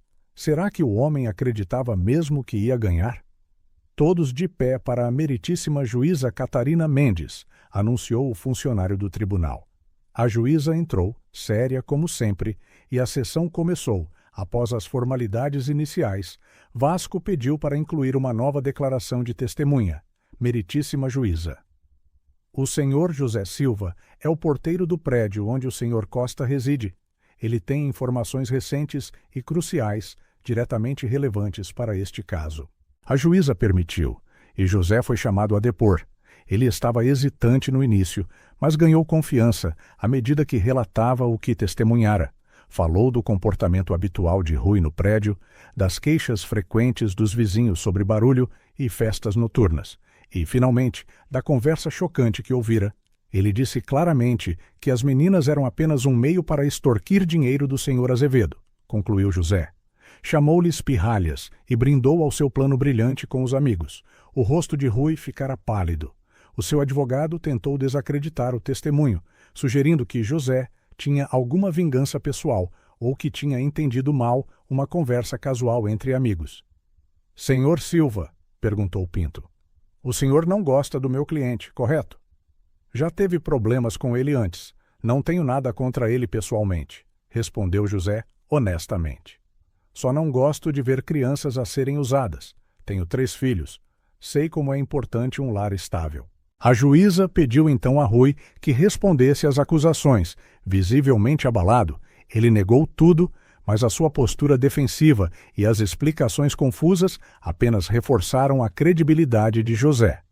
Vasco aproveitou o momento para apresentar outras provas. Relatórios de vizinhos sobre festas barulhentas no apartamento de Rui, incluindo uma nas últimas 2 semanas, contradizendo as suas alegações de sobriedade, extratos de cartão de crédito mostrando compras de álcool e uma fotografia recente, tirada discretamente, dele a sair de um bar. A juíza observava atentamente, inclinando-se para a frente, os olhos a estreitarem-se ligeiramente enquanto examinava as provas. Após todos os testemunhos, ela anunciou um recesso de 30 minutos para considerar as novas informações. Ricardo sentou-se imóvel enquanto a sala de audiências esvaziava temporariamente. Vasco apertou o seu ombro em apoio silencioso. Fizemos tudo o que podíamos, disse o advogado. Agora esperamos. Quando a juíza Mendes regressou, o silêncio caiu novamente. Ricardo podia ouvir o seu próprio coração a bater. Este tribunal valoriza a verdade acima de tudo, começou ela, a sua voz clara e firme. E a verdade que emergiu aqui hoje é profundamente perturbadora. As provas sugerem fortemente que o senhor Costa não procura a custódia por amor paternal, mas por ganho financeiro. Ela virou algumas páginas das suas notas antes de continuar. À luz do testemunho do senhor Silva, combinado com as outras provas, este tribunal reverte a sua decisão anterior. A custódia temporária de Beatriz e Sofia Santos é concedida ao senhor Ricardo Azevedo. Enquanto conduzimos uma investigação mais aprofundada sobre a conduta do senhor Costa, Ricardo fechou os olhos, um alívio avassalador quase o derrubando. Vasco agarrou o seu braço, sorrindo amplamente. Além disso, continuou a juíza, os direitos de visita do senhor Costa estão suspensos até que esta investigação seja concluída e uma nova audiência seja realizada. Ela lançou um olhar severo a Rui, que parecia atordoado. Este tribunal não tolerará que crianças sejam usadas como instrumentos de extorsão. Se estas alegações forem confirmadas, poderá enfrentar acusações criminais por tentativa de extorsão. Com um bater do martelo, a audiência terminou. Rui saiu rapidamente, seguido pelo seu advogado furioso. Ricardo sentou-se por um momento, a absorver o que acabara de acontecer. Ganhamos, disse Vasco, sorrindo. Ou pelo menos esta batalha. Obrigado, conseguiu Ricardo, apertando a mão de José, que parecia igualmente aliviado. Não teria conseguido isto sem si. Vá buscar as suas meninas, respondeu o porteiro com um sorriso cansado. Elas estão à sua espera, a sala de espera, onde Beatriz e Sofia se sentavam com os pais de acolhimento, iluminou-se no momento em que Ricardo entrou. Por um breve segundo, ele ficou à porta, a absorver a visão de 2 pequenas figuras sentadas num sofá, as pernas a balançar acima do chão, desenhos espalhados na mesa à sua frente. Ricardo. Sofia foi a primeira a notá-lo, o seu rosto a transformar-se em pura alegria. Ela saltou do sofá, correndo na sua direção. Beatriz olhou para cima do seu desenho e um sorriso mais lento, mas igualmente radiante, apareceu no seu rosto. Num instante, ambas corriam na sua direção, atirando-se para os seus braços abertos. Ricardo segurou-as com força, levantando-as do chão, sentindo os seus bracinhos à volta do seu pescoço, os seus rostos pressionados contra o seu peito. Naquele momento, o mundo pareceu perfeito novamente. "Vocês vêm para casa comigo", disse ele, a sua voz embargada pela emoção. "Para sempre?" perguntou Sofia, os seus grandes olhos fixos nele. "No que me diz respeito, sim", respondeu ele, beijando o topo da sua cabeça. "Para sempre." Os pais de acolhimento ajudaram a recolher os poucos pertences das meninas e, em breve, estavam no carro, a caminho de casa. Ricardo observava-as no espelho retrovisor, a conversar animadamente sobre tudo o que queriam fazer primeiro: visitar os seus quartos, ver os seus brinquedos, ver se as plantas que tinham semeado no jardim tinham crescido. Um sentimento estranho começou a crescer no seu peito, não apenas alívio, mas um profundo sentido de responsabilidade. Ele era agora, oficialmente, o seu tutor, não apenas temporariamente, mas com uma possibilidade real de permanência. A magnitude disso abateu-se sobre ele como uma onda. E se ele não fosse bom o suficiente? E se cometesse erros irrevogáveis? E se as desiludisse, como desiludira Isabel? A ansiedade permaneceu com ele durante o resto do dia, mesmo enquanto reintroduzia as meninas na sua rotina doméstica, fazia o seu jantar favorito e as ajudava a rearranjar os seus quartos, naquela noite, depois do banho e já de pijama. As meninas pediram para dormir na sua cama. "Só hoje", suplicou Beatriz, os seus olhos a implorar, "para sabermos que não é um sonho. Como poderia ele dizer que não?" Os três acomodaram-se na cama grande, Ricardo no meio, uma gêmea de cada lado. Ele lera a história habitual para dormir, apagara a luz principal, deixando apenas o brilho suave do candeeiro de cabeceira. No silêncio confortável que se seguiu, Ricardo sentiu-se compelido a partilhar os seus medos. "De alguma forma, parecia importante ser honesto com elas, meninas", começou, a sua voz baixa no quarto mal iluminado. "Preciso de vos dizer algo importante." Ambas se viraram para ele, os olhos atentos. "Estou muito feliz por estarem de volta, mais feliz do que alguma vez estive", disse ele, fazendo uma pausa. "Mas também estou um pouco assustado." "Por quê?" perguntou Sofia, genuinamente confusa. "Aquele homem mau já não nos pode levar, pois não?" "Não, não é isso", tranquilizou a Ricardo. "Estou com medo de não ser bom o suficiente para vocês, de não saber como ser um bom cuidador." Ele evitou usar a palavra pai, incerto se tinha esse direito.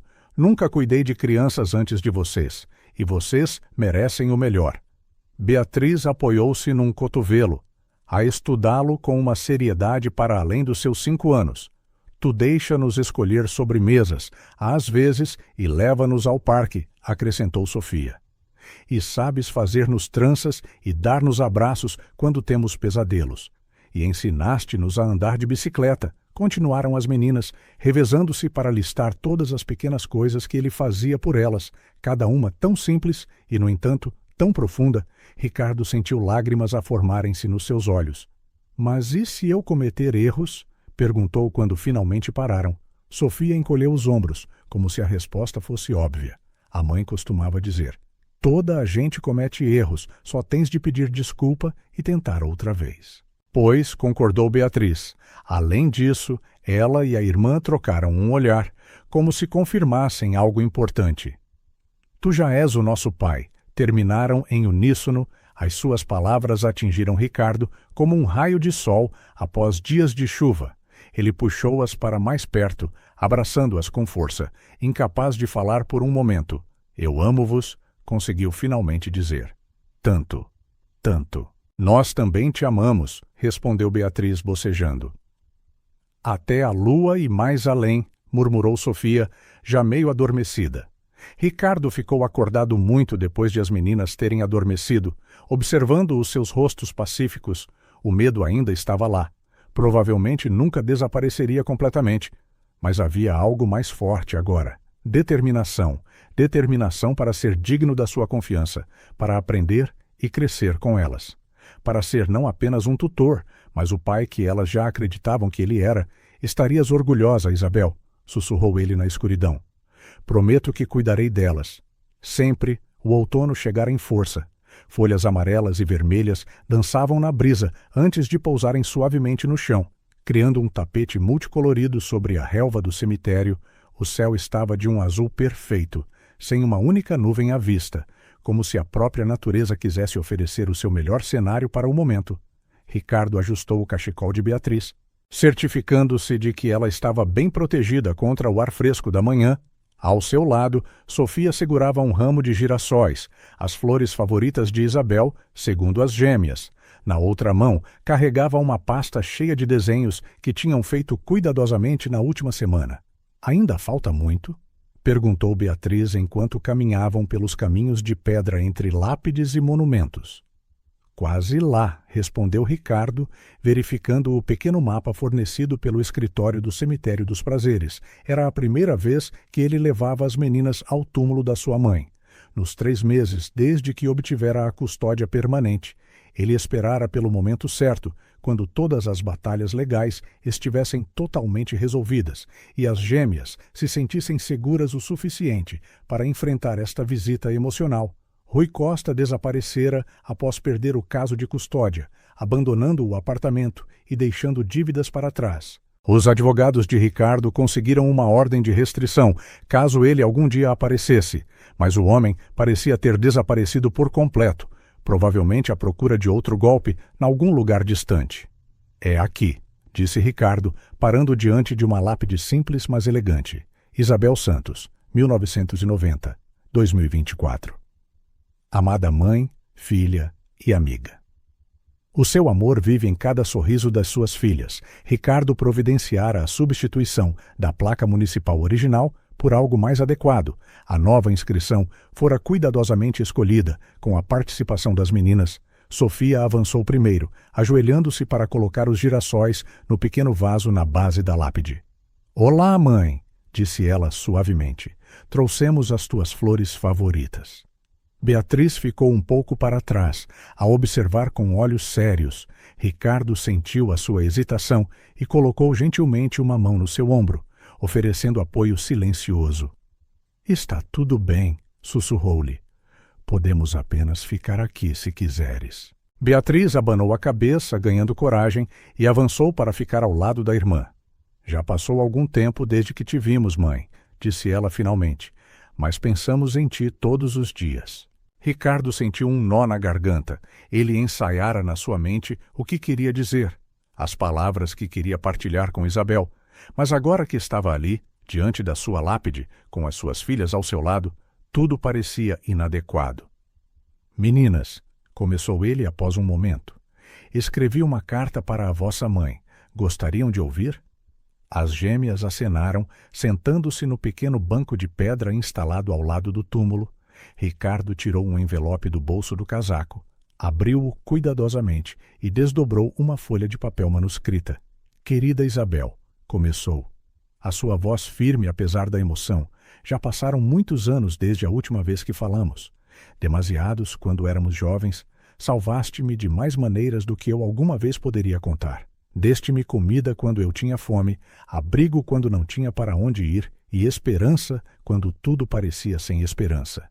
Ricardo fez uma breve pausa, olhando para as meninas que ouviam atentamente. Prometi que nunca te desiludiria, mas quebrei essa promessa. Construí uma vida de sucesso e esqueci-me da pessoa que a tornou possível. Não há desculpa para esse abandono. Apenas um profundo arrependimento que carregarei para sempre. Sofia estendeu a mão e pegou na de Beatriz, um gesto instintivo de ligação, enquanto ouviam palavras que não entendiam completamente, mas sentiam ser importantes. O destino, ou talvez a tua mão invisível, guiou as tuas filhas até mim, a Beatriz e a Sofia. Ensinaram-me o que realmente importa na vida. Através delas, redescobri partes de mim que tinha esquecido. A capacidade de rir sem restrições, de me maravilhar com pequenas descobertas, de amar incondicionalmente. Ricardo respirou fundo antes de continuar. Agora tenho uma nova promessa a fazer. Não falharei novamente. Prometo que cuidarei das tuas filhas como se fossem minhas. Na verdade, no meu coração. Elas já o são. Prometo criá-las com os valores que tu prezavas: bondade, coragem, integridade e generosidade. Contar-lhes-ei histórias sobre ti todos os dias. Para que nunca se esqueçam da mulher extraordinária que foi a sua mãe, ele ergueu o olhar para o céu azul por um momento, reunindo forças para as suas palavras finais. Onde quer que estejas, espero que possas ver o que estamos a construir. Uma família, um lar, uma vida cheia de amor. É o mínimo que merecias, e é o que as tuas filhas terão sempre. Com amor e gratidão eternos. Ricardo. Quando terminou, o silêncio pairou sobre eles como um cobertor suave. Beatriz foi a primeira a quebrá-lo. A mãe ia gostar dessa carta, disse ela com confiança. Ela dizia sempre que temos de dizer às pessoas que as amamos antes que seja tarde demais. Ricardo sorriu por entre as lágrimas que já não conseguia conter. Ela era muito sábia. Sofia abriu a sua pasta de desenhos, espalhando-os em frente à lápide. Fizemos estes para ti, mãe, explicou. Este é a nossa casa nova com o Ricardo, e este é o meu quarto. Este somos nós no parque a andar de bicicleta. Cada desenho retratava um momento da sua nova vida em conjunto, colorido e cheio de ilustrações surpreendentemente detalhadas para crianças tão novas. O último desenho, feito em conjunto pelas gêmeas, mostrava 3 figuras de mãos dadas em frente a uma casa, com uma quarta figura a sorrir do céu, rodeada de estrelas. És tu a ver-nos, disse Beatriz, apontando para a figura no céu. O Ricardo diz que está sempre a cuidar de nós. Ricardo ajoelhou-se entre as meninas, colocando um braço à volta de cada uma. Podemos vir aqui sempre que quiserem falar com a vossa mãe, disse ele. E podemos falar com ela todos os dias, onde quer que estejamos. Ela consegue mesmo ouvir-nos? Perguntou Sofia, olhando para o céu com olhos esperançosos. Acredito que sim, respondeu Ricardo. De alguma forma, as pessoas que amamos ouvem-nos sempre.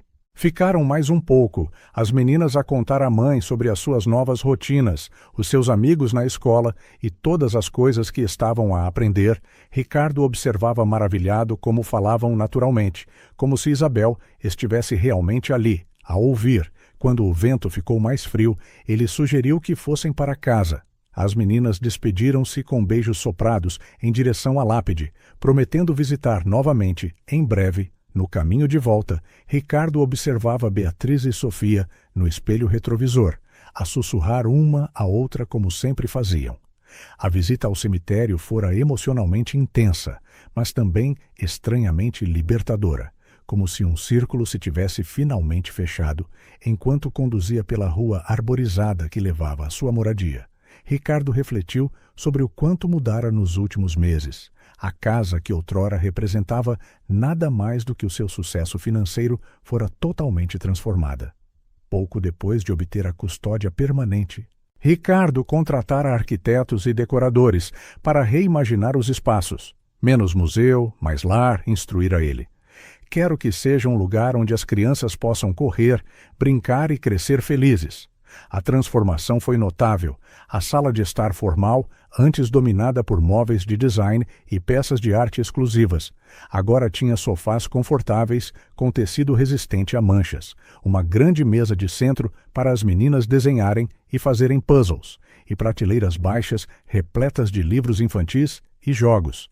A cozinha gourmet, que ele mal usara antes, era agora o coração da casa. Ricardo aprendera a cozinhar pratos simples de que as meninas gostavam, e aos domingos faziam panquecas juntos, enchendo o ar de risos e da inevitável confusão de farinha por todo o lado. O antigo escritório no rés do chão, outrora um santuário intocável, era agora uma colorida sala de brincar e estudar. Metade do espaço tinha prateleiras, uma pequena mesa e cadeiras para os trabalhos de casa. A outra metade abrigava brinquedos, uma casa de bonecas feita à medida, modelada a partir da moradia, e uma acolhedora área de leitura com almofadas no chão. Até o seu quarto mudara. As gêmeas apareciam frequentemente nas manhãs de fim de semana, a saltar na cama e a exigir histórias. Gradualmente, livros infantis, pequenos brinquedos e até desenhos emoldurados encontraram o seu caminho para aquele espaço outrora minimalista. O jardim, antes cuidado com precisão militar por paisagistas profissionais, agora apresentava um parque infantil, um pequeno canteiro onde as meninas plantavam flores e vegetais, e até uma casa na árvore construída na enorme faia.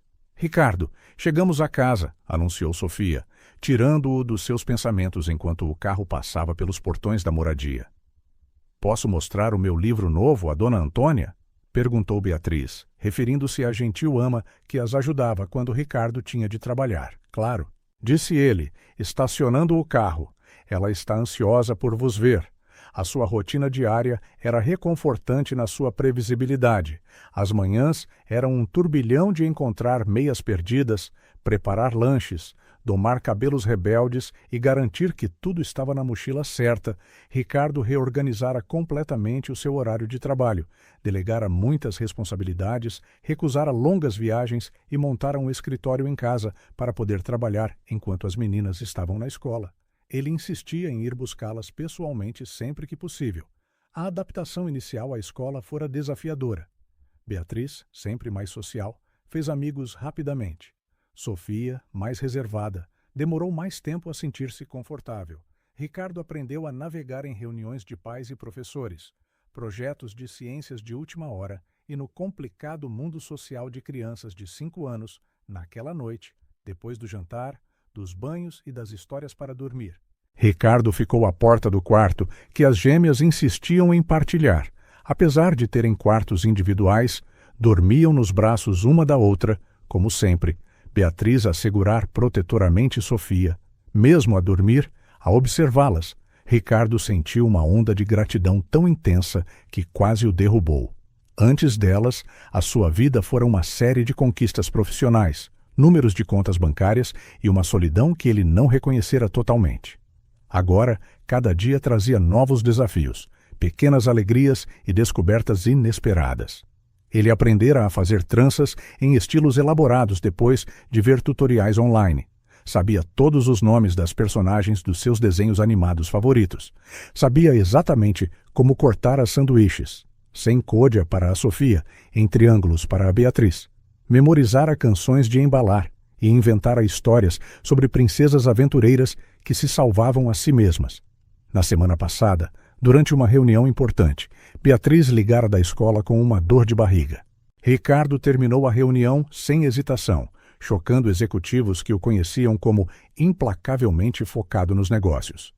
"A minha filha precisa de mim", dissera simplesmente, percebendo ao proferir as palavras o quão profundamente o seu mundo mudara. A moradia outrora silenciosa estava agora cheia dos sons da vida. Risos, choros ocasionais, música infantil, os passos apressados de 2 meninas enérgicas e as suas conversas intermináveis numa linguagem privada que só elas realmente entendiam. Ricardo puxou o cobertor sobre as meninas e saiu silenciosamente para o corredor. Ali, parou diante de uma fotografia emoldurada. Isabel, aos 16 anos, a sorrir à sombra de uma árvore, ao lado, uma fotografia recente das gêmeas no baloiço do quintal, a usar os mesmos sorrisos luminosos da sua mãe, pela primeira vez na sua vida adulta, Ricardo Azevedo sentiu que estava exatamente onde deveria estar, a fazer exatamente o que deveria estar a fazer, o império financeiro que construiu, os louvores profissionais. Tudo parecia secundário agora. A sua verdadeira riqueza estava a dormir no quarto ao lado, a respirar suavemente, a sonhar com as aventuras de amanhã. "Estamos a ir bem, Isabel", sussurrou ele para a fotografia. "As tuas meninas estão a crescer fortes e felizes. E eu estou finalmente a aprender o que realmente importa." Enquanto caminhava para o seu próprio quarto, Ricardo refletiu sobre a jornada extraordinária que o levara até aqui. De um rapaz maltratado a um homem poderoso, mas solitário, e agora a um pai, porque era isso que ele era, independentemente de documentos oficiais, a aprender todos os dias sobre o amor incondicional. A sua vida agora tinha um propósito que nenhum sucesso profissional poderia igualar. Ele encontrara o seu lugar no mundo, ao lado de duas meninas que lhe ensinavam todos os dias lições sobre amor, coragem e esperança. O círculo estava completo. A promessa seria cumprida, não por obrigação, mas por amor. Amor por Beatriz, por Sofia e por Isabel, que de alguma forma lhe dera o maior presente de todos. Uma família. A manhã de Natal amanheceu com uma queda de neve suave, transformando o jardim da moradia num cenário de conto de fadas. Flocos de neve delicados dançavam no ar antes de pousarem nos ramos das árvores, criando um manto branco sobre toda a paisagem. A luz da manhã refletia-se na neve, enchendo a casa de um brilho quase mágico. Ricardo acordou com risinhos abafados e passos leves a aproximarem-se do seu quarto. Ele fingiu continuar a dormir enquanto a porta se abria lentamente e dois pares de pés pequenos rastejavam pelo tapete. "Achas que ele já acordou?" sussurrou Beatriz. "Não sei", sussurrou Sofia de volta. "Ele parece estar a dormir ainda. Devemos esperar? Mas eu quero ver a cara dele quando abrir o nosso presente." Ricardo suprimiu um sorriso enquanto as ouvia a conspirar. Nos últimos dias, as meninas tinham andado muito misteriosas, a trocar olhares cúmplices e a barricarem-se num quarto durante horas com placas de proibido entrar na porta. A dona Antônia, a ama, parecia estar na conspiração, ajudando-as a reunir materiais e mantendo Ricardo convenientemente distraído em momentos-chave. 1, 2, 3. Contaram elas juntas e saltaram para a cama. "Feliz Natal, Ricardo." Ele abriu os olhos, fingindo surpresa, e foi imediatamente envolvido num abraço duplo. As gêmeas usavam pijamas de Natal, a condizer vermelhos com pequenos flocos de neve brancos, que tinham escolhido juntas na semana anterior. "Feliz Natal, princesas", respondeu ele, abraçando-as de volta. "O Pai Natal já veio?" "Sim", gritaram em uníssono, os olhos a brilhar de excitação. "Há montes de presentes debaixo da árvore." "Mas", acrescentou Beatriz com um ar sério, "há um presente especial que não é do Pai Natal, é nosso para ti, e tens de o abrir primeiro antes de todos os outros", disse Sofia decididamente. Ricardo sentou-se, genuinamente curioso. "Um presente vosso?" "Mal posso esperar para ver." Sofia correu para a porta e voltou a segurar um pacote retangular embrulhado em papel vermelho brilhante, ligeiramente amarrotado nas bordas e com fita cola em vários pontos, um sinal claro de que as meninas tinham feito o embrulho sozinhas. Beatriz ajustou as almofadas para que Ricardo pudesse sentar-se confortavelmente. "Tens de ler o cartão primeiro", instruiu ela, entregando-lhe um envelope coberto de autocolantes coloridos. Ricardo abriu o envelope, sentindo uma estranha onda de antecipação. Lá dentro estava um cartão feito à mão com desenhos de 3 figuras de palitos, uma grande e 2 pequenas, rodeadas por corações e estrelas, no interior, com uma caligrafia infantil cuidadosamente praticada. Lia-se: "Querido Ricardo, Feliz Natal. És o melhor pai do mundo. Com muito amor, Beatriz e Sofia." Era a primeira vez que as meninas escreviam pai para ele. Começaram a usá-lo ocasionalmente ao falar, mas ver aquela palavra por escrito, tão cuidadosamente escrita, mexeu com algo profundo dentro dele. "É lindo", disse ele, a sua voz a tremer ligeiramente. "Obrigado, meninas. Agora o presente", insistiu Sofia, empurrando o pacote para suas mãos, com cuidado para não rasgar demasiado o papel que elas claramente embrulharam com grande esforço.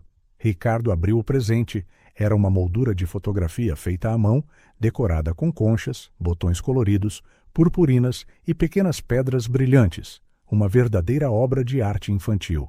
Lá dentro estava uma fotografia de Isabel, a mesma que as meninas guardavam com o seu caderno de memórias.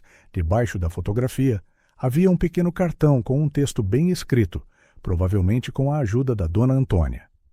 "Agora tu és o nosso anjo." Ricardo sentiu lágrimas a formarem-se antes mesmo de o significado se instalar completamente. As meninas observavam-no ansiosamente à espera da sua reação. "Estás a chorar porque não gostaste?" perguntou Sofia preocupada. "Não, querida", respondeu ele, puxando-a para perto. "Estou a chorar porque é o presente mais bonito que alguma vez recebi na minha vida." A dona Antônia disse que podíamos dar-te a fotografia da mãe, explicou Beatriz, porque agora também fazes parte da nossa família. E a mãe disse sempre que um anjo viria por nós, acrescentou Sofia. E tu vieste. Ricardo não conseguiu conter as lágrimas agora. Abraçou ambas as meninas ao seu peito, dominado por uma emoção que parecia subir de um lugar profundo. Um lugar que ele nem sabia que existia antes de Beatriz e Sofia entrarem na sua vida. Vocês, as duas, são os maiores presentes que eu poderia receber, conseguiu finalmente dizer. Sou eu quem vos devia agradecer, todos os dias. As meninas sorriram, satisfeitas por o seu presente ter tido o impacto que queriam. Podemos abrir os outros presentes agora? Perguntou Beatriz, a esperança a brilhar nos seus olhos. Ricardo riu, limpando as lágrimas. Claro que podemos. Vamos ver o que o Pai Natal trouxe. Os três desceram as escadas de mãos dadas, Ricardo no meio, com uma gêmea de cada lado. A enorme árvore de Natal no centro da sala de estar estava rodeada de presentes coloridos, alguns habilmente embrulhados por funcionários de lojas, outros com o toque pessoal de Ricardo, que insistira em embrulhar alguns dos mais especiais. Enquanto as meninas corriam ansiosamente em direção à árvore, Ricardo colocou a moldura feita à mão num lugar de honra na lareira. A fotografia de Isabel parecia observar a cena com um sorriso sereno, como se aprovasse o que via. Ele pensou em como a sua vida mudara drasticamente em menos de um ano. De um executivo solitário, numa moradia fria e impessoal para um pai. A palavra ainda o surpreendia às vezes, como um casaco novo que precisava de tempo para assentar bem. Ali, a observar Beatriz e Sofia a rasgar os seus presentes com exclamações de alegria, Ricardo Azevedo percebeu que encontrara algo que o dinheiro nunca poderia comprar: amor e família. Todo o império financeiro que construíra, as aquisições, os investimentos, nada se comparava ao tesouro que agora possuía. Ricardo, vem ver, chamou Sofia, segurando uma boneca nova. Ela parece-se comigo? Exatamente como tu, concordou ele, juntando-se a elas no chão, entre papel de embrulho rasgado e fitas coloridas. A neve continuava a cair lá fora, cobrindo o mundo com um manto branco, dentro da casa, agora aquecida não apenas pela lareira, mas pelo afeto que enchia cada canto. Ricardo, Beatriz e Sofia formavam o seu próprio pequeno universo, um universo construído a partir de peças improváveis. Um empresário solitário e duas meninas órfãs que de alguma forma se encaixavam perfeitamente. A vida dera-lhes uma segunda oportunidade, um novo começo, e enquanto brincava com as meninas naquela manhã de Natal, Ricardo sabia com certeza, no fundo da sua alma, que este era apenas o início de uma jornada maravilhosa para os três. Uma jornada que, onde quer que estivesse, Isabel observava com aprovação. Se esta história tocou o seu coração, subscreva o canal e ative as notificações para não perder as próximas. Deixe um gosto, porque ajuda esta história a ser recomendada a mais pessoas. Até a próxima.